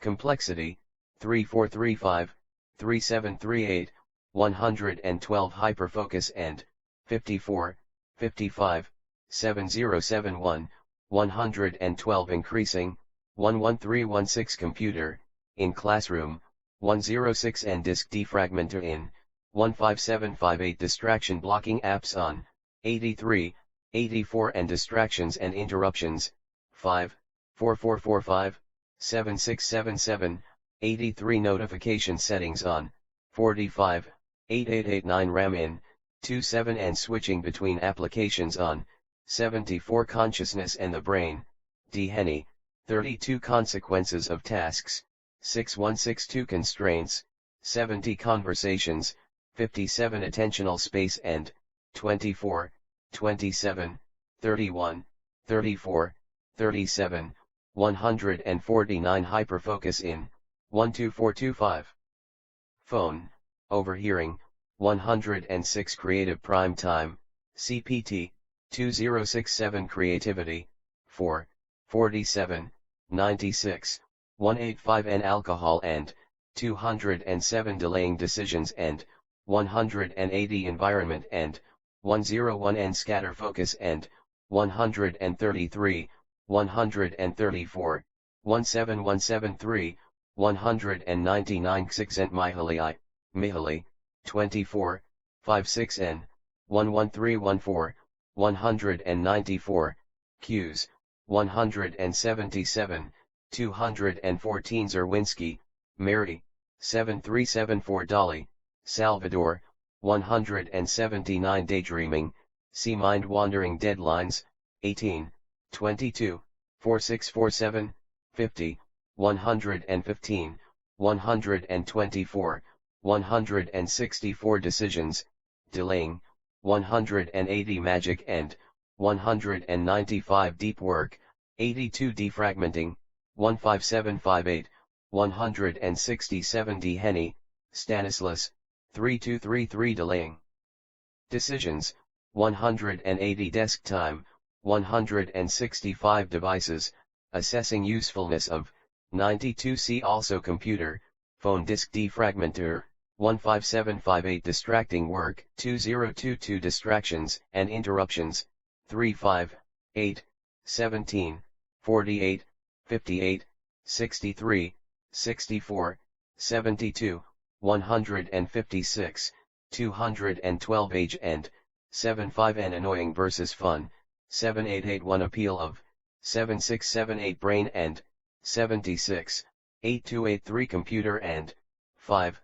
4445, 7677, 83 Control over, 7881 Costs of, 75 Definition of, 78 Environment Modification and, 89, 48, 99104, 109 4 Types of, 7881 Hyperfocus and, 56, 57, 69 Impulse Management and, 77, 78, 85 Internal, 1078 List of, 9 Related to Work, 75 Scatterfocus and, 149 Second Hand, 106 and Self-Interruption, 75, 80 and Social Costs of Distraction-Free Mode, 85 Space Between Impulse and Action in, 102 and Taking Stock of, 103 Taming, 73110 Teams and, 8586, 195, Treating Yourself to,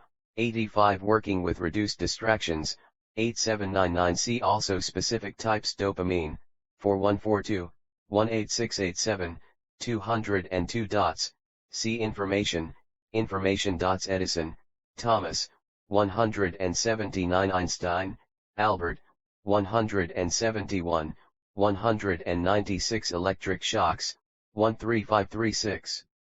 156 Email, 3, 17, 41, 45, 57, 59, 75, 77N, 8788, 9396, 116 Checking, 93, 94 Dealing with, 93 5-sentence rule for, 9596 Hyperfocus on, 94 Notifications of, 8889, 9495 Stress and, 7374 Taking holiday from, 95 2 Accounts, 95 Waiting before sending, 96, 180 Energy, 159, 213 Biological Prime Time and, 2057 Borrowing from the following day, 208 Brain and, 27N, 42, 169 Creative Prime Time and, 2067 focus end,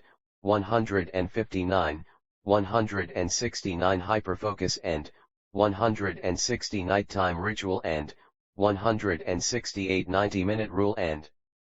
16465 recharging, see recharging scatterfocus end, 206 signs of running low on, 16061 working around your energy levels, 2057 environment, 17, 1920, 2324, 55 chaotic, 112 cleanliness of, 101n, 1034 for meetings, 101 modifying, 89, 48, 99104, 109 music in, 1047 noise cancelling headphones and, 83, 106 productive elements in, 103 scatter focus and, 17677 see also distractions and interruptions, office eureka moments, 17374, 176, 179 to 196, evolution, 4142,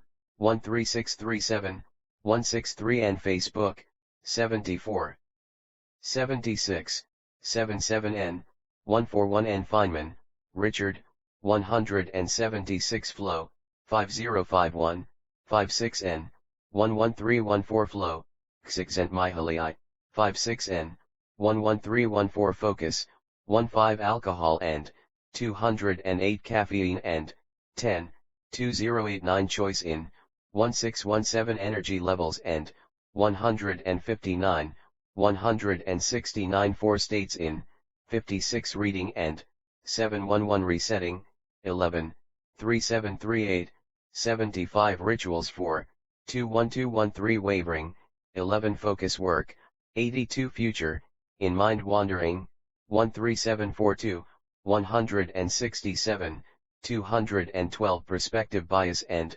14041, 148 Genius, 196 Gershwin, George, 105 Getting Things Done, Alan, 107 Gladwell, Malcolm, 196 Gallwitzer, Peter, 6567. Habits, Attentional Space and, 3234, 3637 Brain and, 33, 67 Hyperfocusing on, 5355 Initiation of, 3233 Multitasking with, 3233 Scatter Focus, 143, 14750, 157, 17476, 178, 19799, 212 Hamilton, 196 and Happiness, 2015 Borrowing from the following day, 208 Happiness Advantage, the, Acre, 204 Heart Rate, 74, 96 Highlighters and Pens, 1011 Home Life, 12325 Hourly Awareness Chime, 6365, 21314, 197, Hyperfocus, 5, 5072, 8687, 109, 11130, 180, 197, 205, 212, 215 Anticipating Obstacles. In 69 Attentional Space and 5055 and Aversion to Task, 71 Battling Resistance to 12527 Beginning, 5658 Brain and 151, 171, 198 Building, 7172 Caffeine and 209 on Complex Tasks, 54, 55, 7071, 112 Constraints and 70 in Conversations, 12425 Distractions and 56, 57, 69 Drawing Focus Back in, 56, 58 on Email, 94 Energy and 164 Stages of 5565 on Habitual Tasks, 5355 Home Life and 12325 Hourly Awareness Chime and 6365 Intention in 5657, 5868 Making Habit of 11130.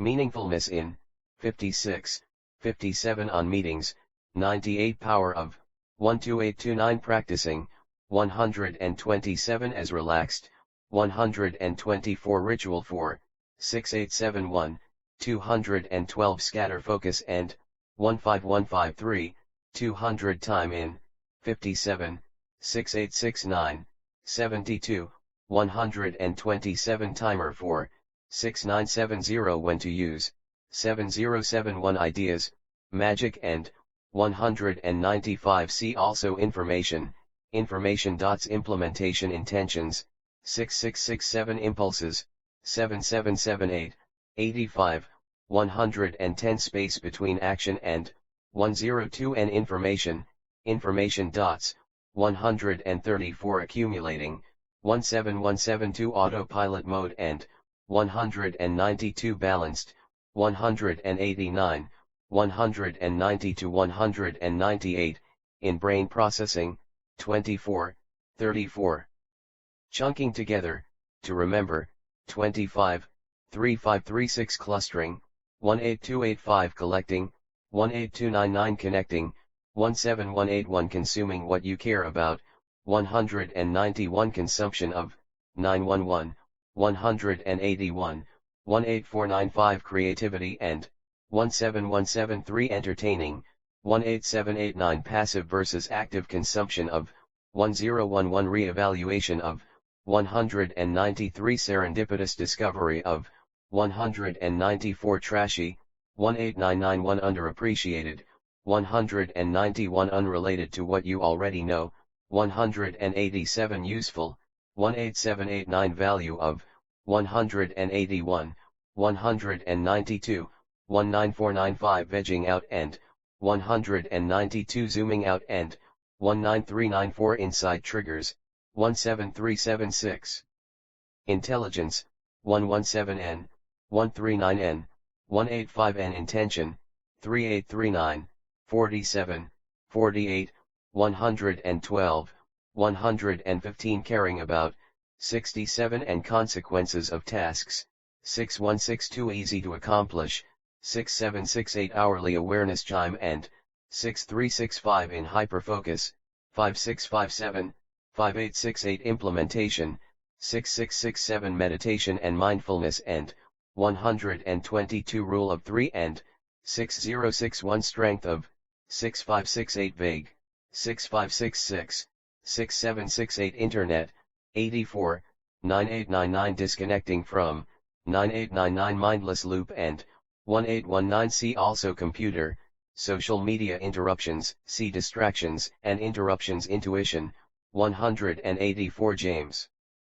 William, 23 knowledge, 44 to 199, Leroy, Sophie, 4547 Lebanon, Daniel, 196 Lincoln, Abraham, 197 Love, 125 Lubbock, John, 159 Magic, 19596 Maintenance tasks, 32 Managers, 164, 211 Mark, Gloria, 7374, 80 Martin, Jerry, 1056 McCartney, Paul, 167 Meaningfulness, 56, 57 Meditation, 113N, 11823, 137, 153, 203, 208 Meetings, 21, 37, 46, 59, 60, 70, 71, 8788, 93, 9698 Hyperfocus on, 98 Location and Environment 4, 101 and Suggestions 4, 9798 Meyer, J.D., 60 Memories, 18, 44, 57, 139.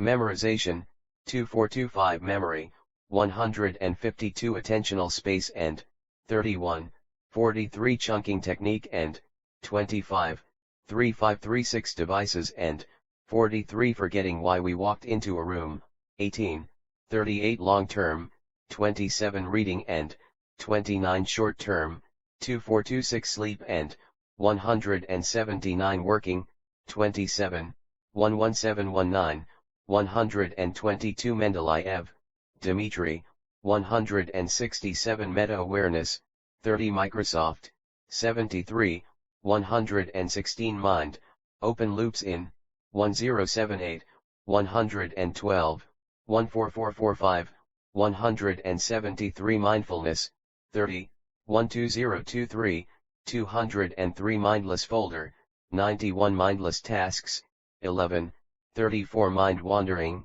11, 18, 3738, 55, 11113, 2012 age and 75 n alcohol. And 208 conscious versus unconscious, 31 hourly awareness chime and 6365, 200, hyperfocus and 58, 69 meditation and 113n, 119 negative, 137 noticing, 153 past, present, and future in, 13742, 167, 203, 212 power of, 12930, 133 reading and, 1718 unintentional, 142 see also scatterfocus Miranda, Lin-Manuel, 196n money, as motivation, 164n mood, 2023 happiness, 2015 motivations, intrinsic and extrinsic, 164 Mozart, Wolfgang Amadeus, 196 multitasking, 4, 5, 32, 3536 attention shifts versus 43 brain and 4344 costs of 4347 with habits, 3233 stress and 7374 women versus men in 75n music, 1047, 203n nature, 163 nature, 152 necessary work, 2022, 34, 59 negative self-talk, 30 Newport, Cal, 82 Newton, Isaac, 176 Niklaus, Jack, 167 nighttime ritual, 168 noise-cancelling headphones, 83, 106 novelty bias, 41, 42, 13638 numbers, 26 office, 104 cleanliness of, 101n, 1034 getting out of, 8485 open plan, 21012 temperature of, 1045 whiteboard in, 61, 103 to 201, open loops, 1078. 112, 14445, 173 Parkinson's Law, 114 Partridge, Dale, 8586 past, in mind wandering, 13740, 167, 203 pens and highlighters, 1011 people over profit, Partridge, 85 personal concerns, 112 worries, 19, 108, 112 personal life, hyperfocus and, 12325 phone, 31, 41, 42, 43, 45, 55, 88, 100102, 136 apps on, 91 being deliberate about use of, 8992 breaks and, 76, 90, 149 disconnecting from, 23, 78 do not disturb mode on,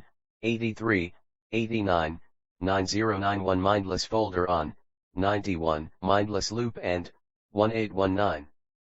Notifications on, 45, 8889, 9495 paying attention to when you reach 4, 8 second, for distractions, 91 socializing and, 100n, 149 swapping with friend, 90 phone conversations, overhearing, 106 plants, 103 pleasure, 13637, 148 dopamine and, 4142, 18687, 202 Poldrack, Russell, 44 positive thinking, 201 present, in mind wandering, 13740, 167 problem solving, 213 scatterfocus and, 143, 14547, 17879, 198 sleep and 179 writing out the problem in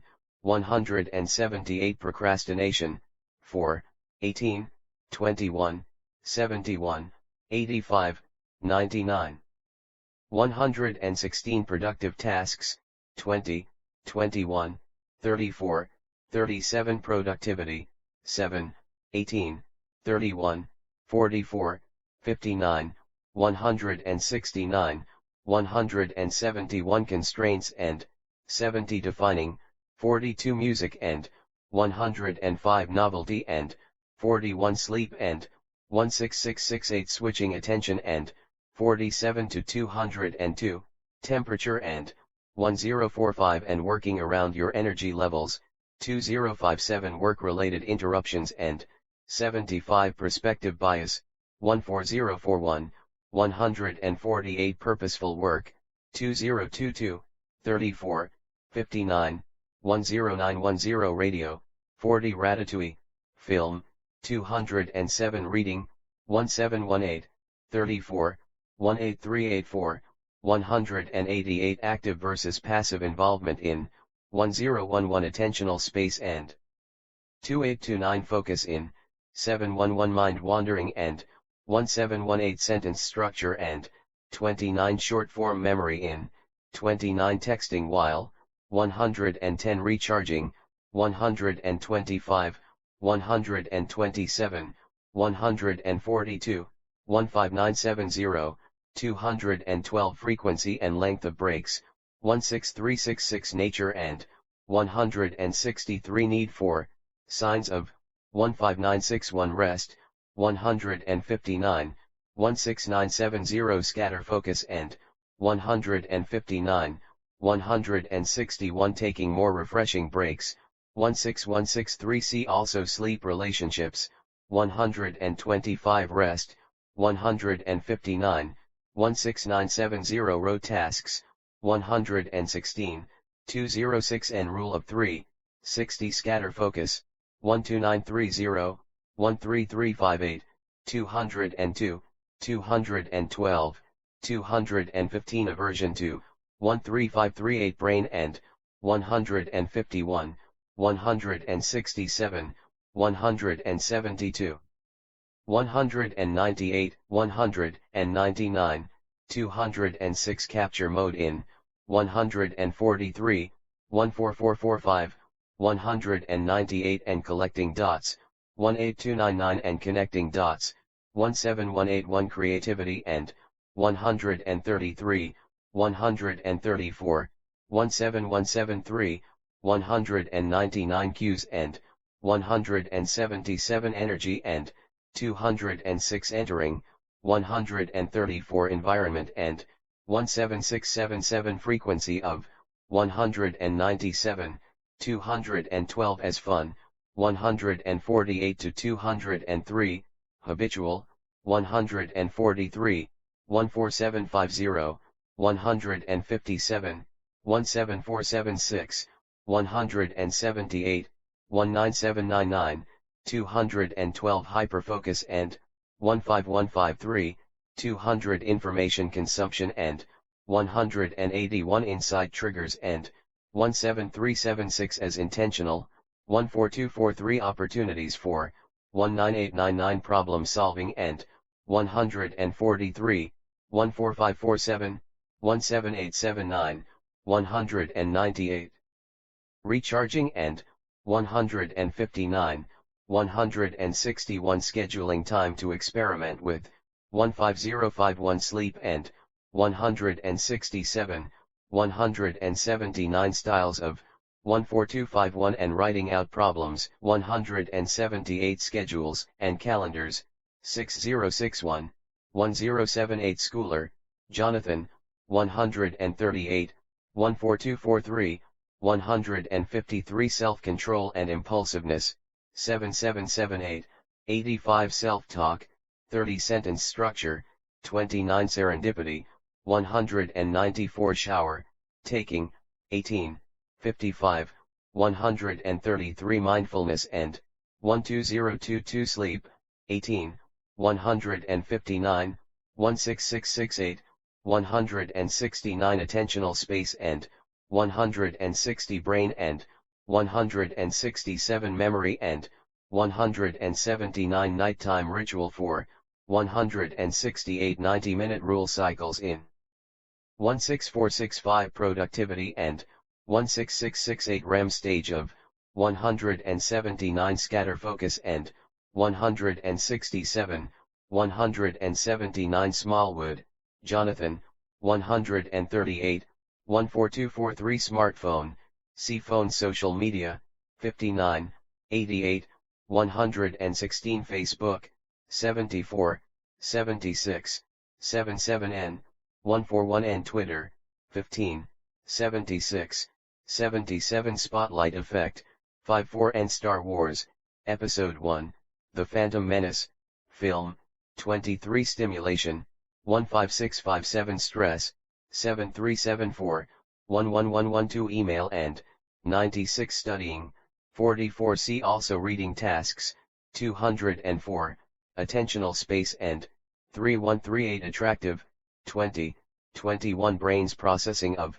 33 Complex, 3435, 3738, 112 Complex. Hyperfocus and, 54, 55, 7071, 112 Complex, Increasing, 11316 Consequences and, 6162 Distracting, 2022 Externalizing, 10784 Types of, 1922 Grid 4, 2022, 5960 Leaving Unfinished Intentionally, 18081 Maintenance, 32 Mindless, 11, 34 Multitasking, see Multitasking Necessary, 2022, 34, 59 Productive, 20, 21, 34, 37 Resistance to, 77 Wrote, 116, 206 N Rule of 3 and, 6061 Purposeful, 2022, 34, 59, 10910 Unattractive, 20, 21, 57, 71 Unnecessary, 2022 Tea and Coffee, 10, 83, 85, 20810. Television, 40, 41, 42, 43, 57, 100, 101, 168, 19091 Temperature, 1045 10,000 Hour Rule, 19697 This is Your Brain on Music, Lebanon, 196 Threats, 13637 Time, Hyperfocus and, 57, 6869, 72, 127 Not Having, 127 Work Expanding to Fill, 11415 Timer, 6970 To-Do Lists, 61, 95, 1078 Tolkien, JRR, 133 Twitter, 15, 76, 77 Unfocusing, 4 Unnecessary Work, 2022 Use of Life, The, Lubbock, 159 to 205, Vegging Out, 192 Video Games, 150 Walking, 101 N Weekly Routines, 212 Wilson, Timothy.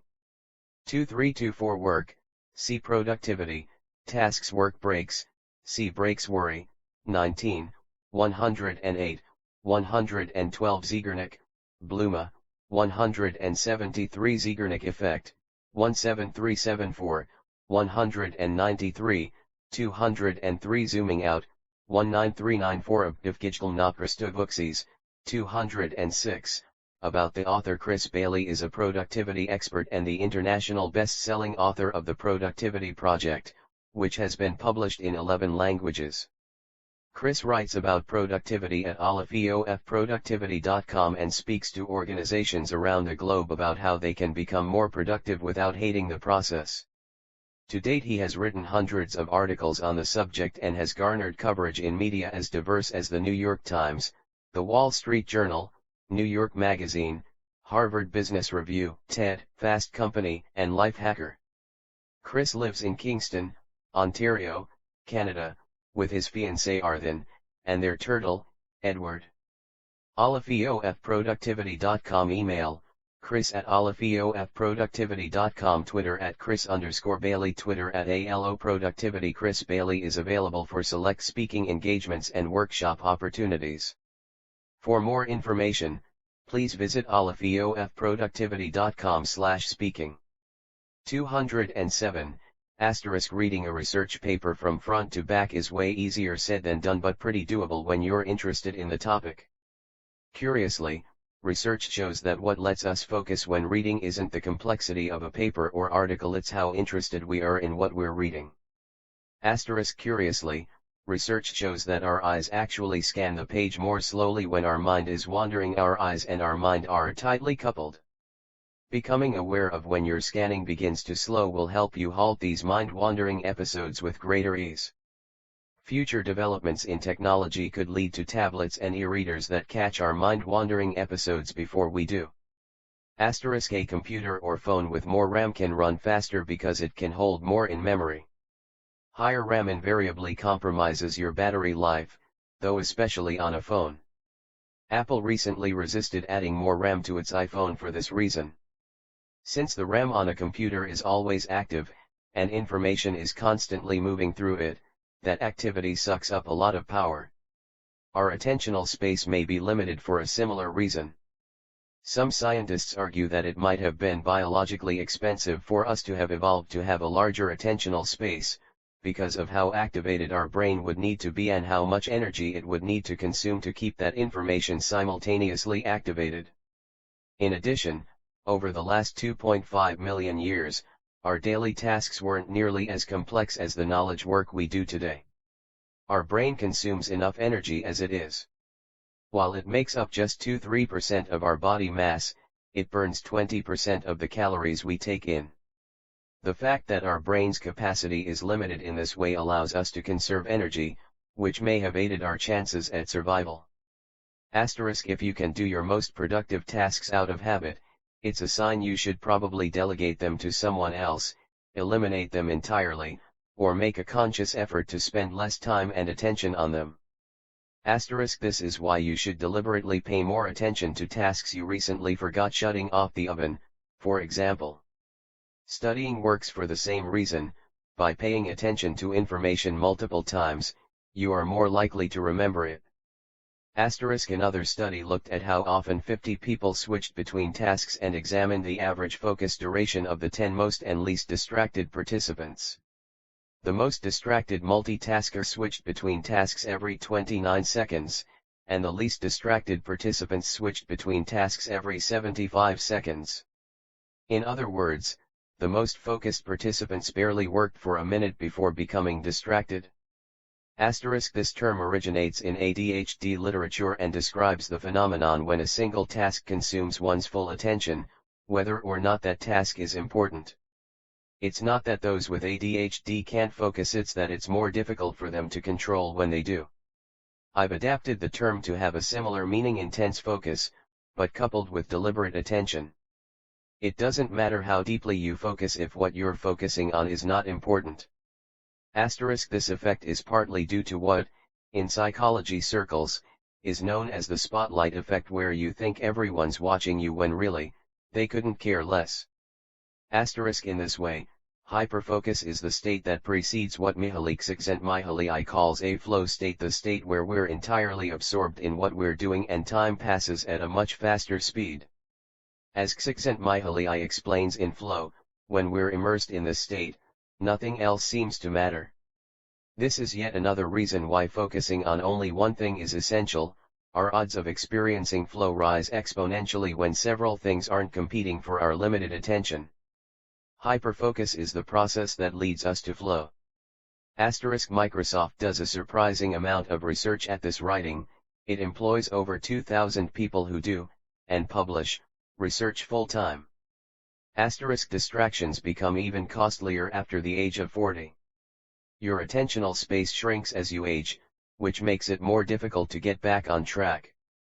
Impressively, though your attentional space shrinks as you get older, your mind actually wanders less. The system in our brain that processes information dwindles as we age. This makes us less likely to fall victim to one distraction after another. *1 question that comes up frequently in attentional research is how women and men differ when it comes to multitasking. Women experience fewer interruptions and interrupt themselves less overall. And they do so while working on more projects at once. Compared with men, women are also happier and more engaged in the workplace. Something that's gone down since the introduction of the smartphone. Chewing gum sales. Since 2007, the year the iPhone was introduced, gum sales have plummeted 17%. Obviously, correlation doesn't imply causation, but it does make you wonder. Curiously, the distractions you're most likely to fall victim to differ depending on what you're working on. When you're doing road work, you're 208 significantly more likely to visit Facebook or initiate a face-to-face interaction with a coworker. When you're focused on more complex work, you're more likely to check your email. This isn't the case if you're a manager or team leader. However, in this case, 60% of your interruptions come from others.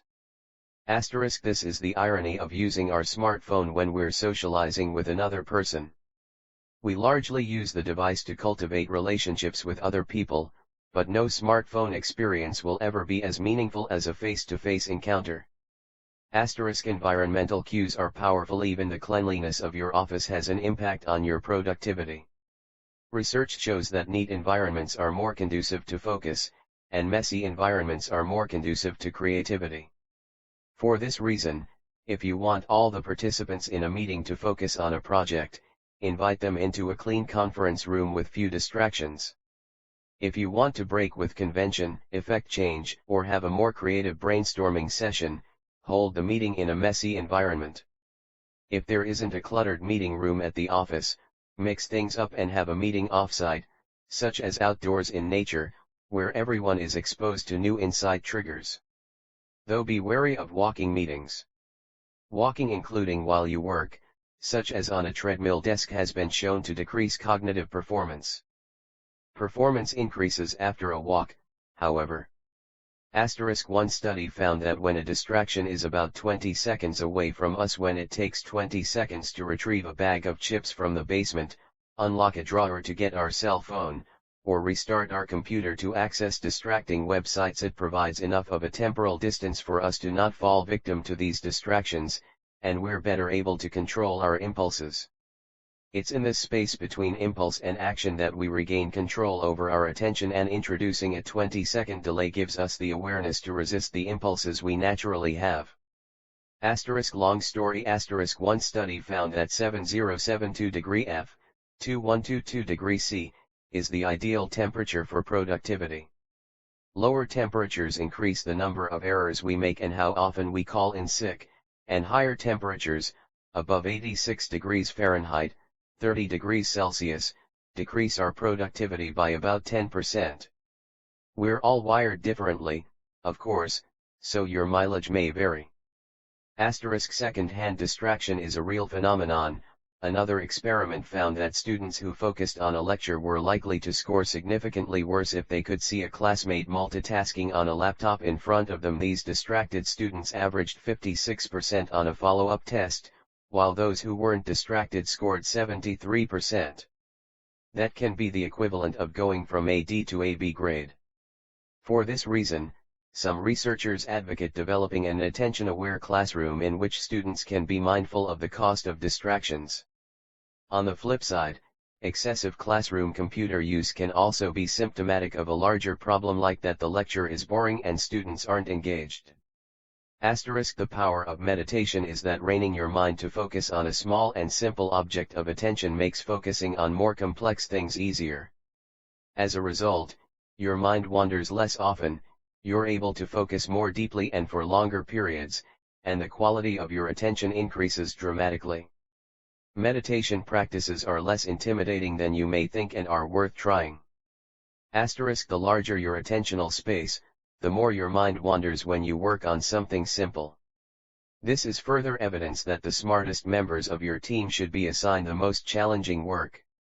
There is a strong relationship between working memory capacity and intelligence, an 85% correlation. Intelligence is the single best predictor of job performance. Asterisk, there are exceptions to this rule. One study has observed that the western scrub jay tends to cache food for future meals because of its previous experience of having food stolen. This, according to the study's authors, challenges the hypothesis that the ability to future plan is unique to humans. And another study found that antelope and salamanders can predict the consequences of events they've experienced before. Whatever ability animals have to plan for and think about the future, however, seems rudimentary and limited. Asterisk, our brain's default network, the network that we fire up as we enter into scatterfocus, is extraordinarily powerful, and not just because it leads us to experience thoughts as if they were real. Abnormal activity in the network, in particular an inability to suppress the network, is associated with depression, anxiety, ADHD, post-traumatic stress, autism, schizophrenia, Alzheimer's, and dementia. Generally, more activity in this region of your brain is beneficial. One study found that when people with higher IQ scores rest their attention, the default mode connectivity in their brains, especially for long-range connections, is stronger than that measured in the brains of people with average IQ. Asterisk, you may have noticed these percentages don't add up to 100%. The remaining, 209 to 16% of the time our mind is somewhere else, like when it's connecting ideas or is dull or blank. Asterisk, this perspective bias may be another reason we prefer distracting ourselves with Facebook over letting our mind wander. It's what makes us want to understand and predict the future. Seeing status updates from friends helps us understand the future much better. Mind-wandering researchers say this is one of the reasons we fill our daydreaming time with stimulating distractions instead. Asterisk, if you're curious, your brain's task-positive network supports hyperfocus, and your task-negative, or default mode, network supports scatterfocus. Your task-positive network is activated when you're paying attention to something external, while your default mode network is activated when your internal focus is high. Asterisk, this book would be more than 1,000 pages long if I covered every topic that contributed to promoting focus, but it's worth highlighting spending time in nature to help you feel rested and recharged. This activity makes you up to 50% better at creative problem-solving tasks, lowers levels of stress hormones in your body by around 16%, makes you calmer, and elevates your mood. One study even discovered that Tehos living on blocks with more trees showed a boost in heart and metabolic health equivalent to what one would experience from a $20,000 gain in income. We evolved to thrive in nature, not concrete jungles. Asterisk, an interesting observation: the less a person is motivated by money, the more money they end up making in the end. Money, fame, and power are extrinsic goals. They are external to you and far less motivating than intrinsic goals, such as growth, community, and helping others. Asterisk, in a strange bit of irony, the default network, which supports scatterfocus, was discovered serendipitously as well. At first the network was ignored. Then it was dismissed as an experimental error, mere background noise in the brain scanning machines. Eventually scientists discovered the error of their ways, and it has since emerged as a major topic of study in the field of neuroscience. Asterisk, if you've ever felt like a fraud or an imposter in your field, you're not alone. The next time you do, simply consider how many dots you've accumulated and connected about a given topic relative to everyone else. Chances are you understand the nuances and complexity of the topic just as much as whomever you're comparing yourself with. Asterisk, through this lens, intelligence and creativity are very similar constructs. Both intelligence and creativity involve connecting dots, but in different ways. Intelligence involves connecting dots so we understand a given topic more intricately. Creativity also involves connecting dots but in new and novel ways. Seen this way, intelligence and creativity aren't something we're born with, they are something we earn as we collect and connect enough dots about a given topic. Asterisk, there are countless examples of others who let their mind wander to connect ideas. To write Hamilton, arguably the best Broadway show ever created, composer Lin-Manuel Miranda would make musical loops in a computer program and then walk around in scatterfocus mode until the lyrics came to him. Asterisk The way researchers measured this in a lab was by having participants listen to either happy or mournful music while saying either positive or negative statements. Some participants heard uplifting music like Mozart's Ein kleine Nachtmusik while uttering statements like I have complete confidence in myself. Others listened to sadder music like Barber's Adagio for strings while uttering statements like just when I think things are going to get better, something else goes wrong. Asterisk Another random, fun finding from this study, we do the greatest number of rote tasks on Thursdays, about a third of the routine tasks we do throughout the entire week. If you find you fall into this pattern, it might be worth seeing Thursdays as your maintenance day when you do all the tasks you'd rather not focus on during the rest of the week. Asterisk If you're looking for a near instantaneous boost, try caffeinated gum. Your body absorbs caffeine most quickly. 210.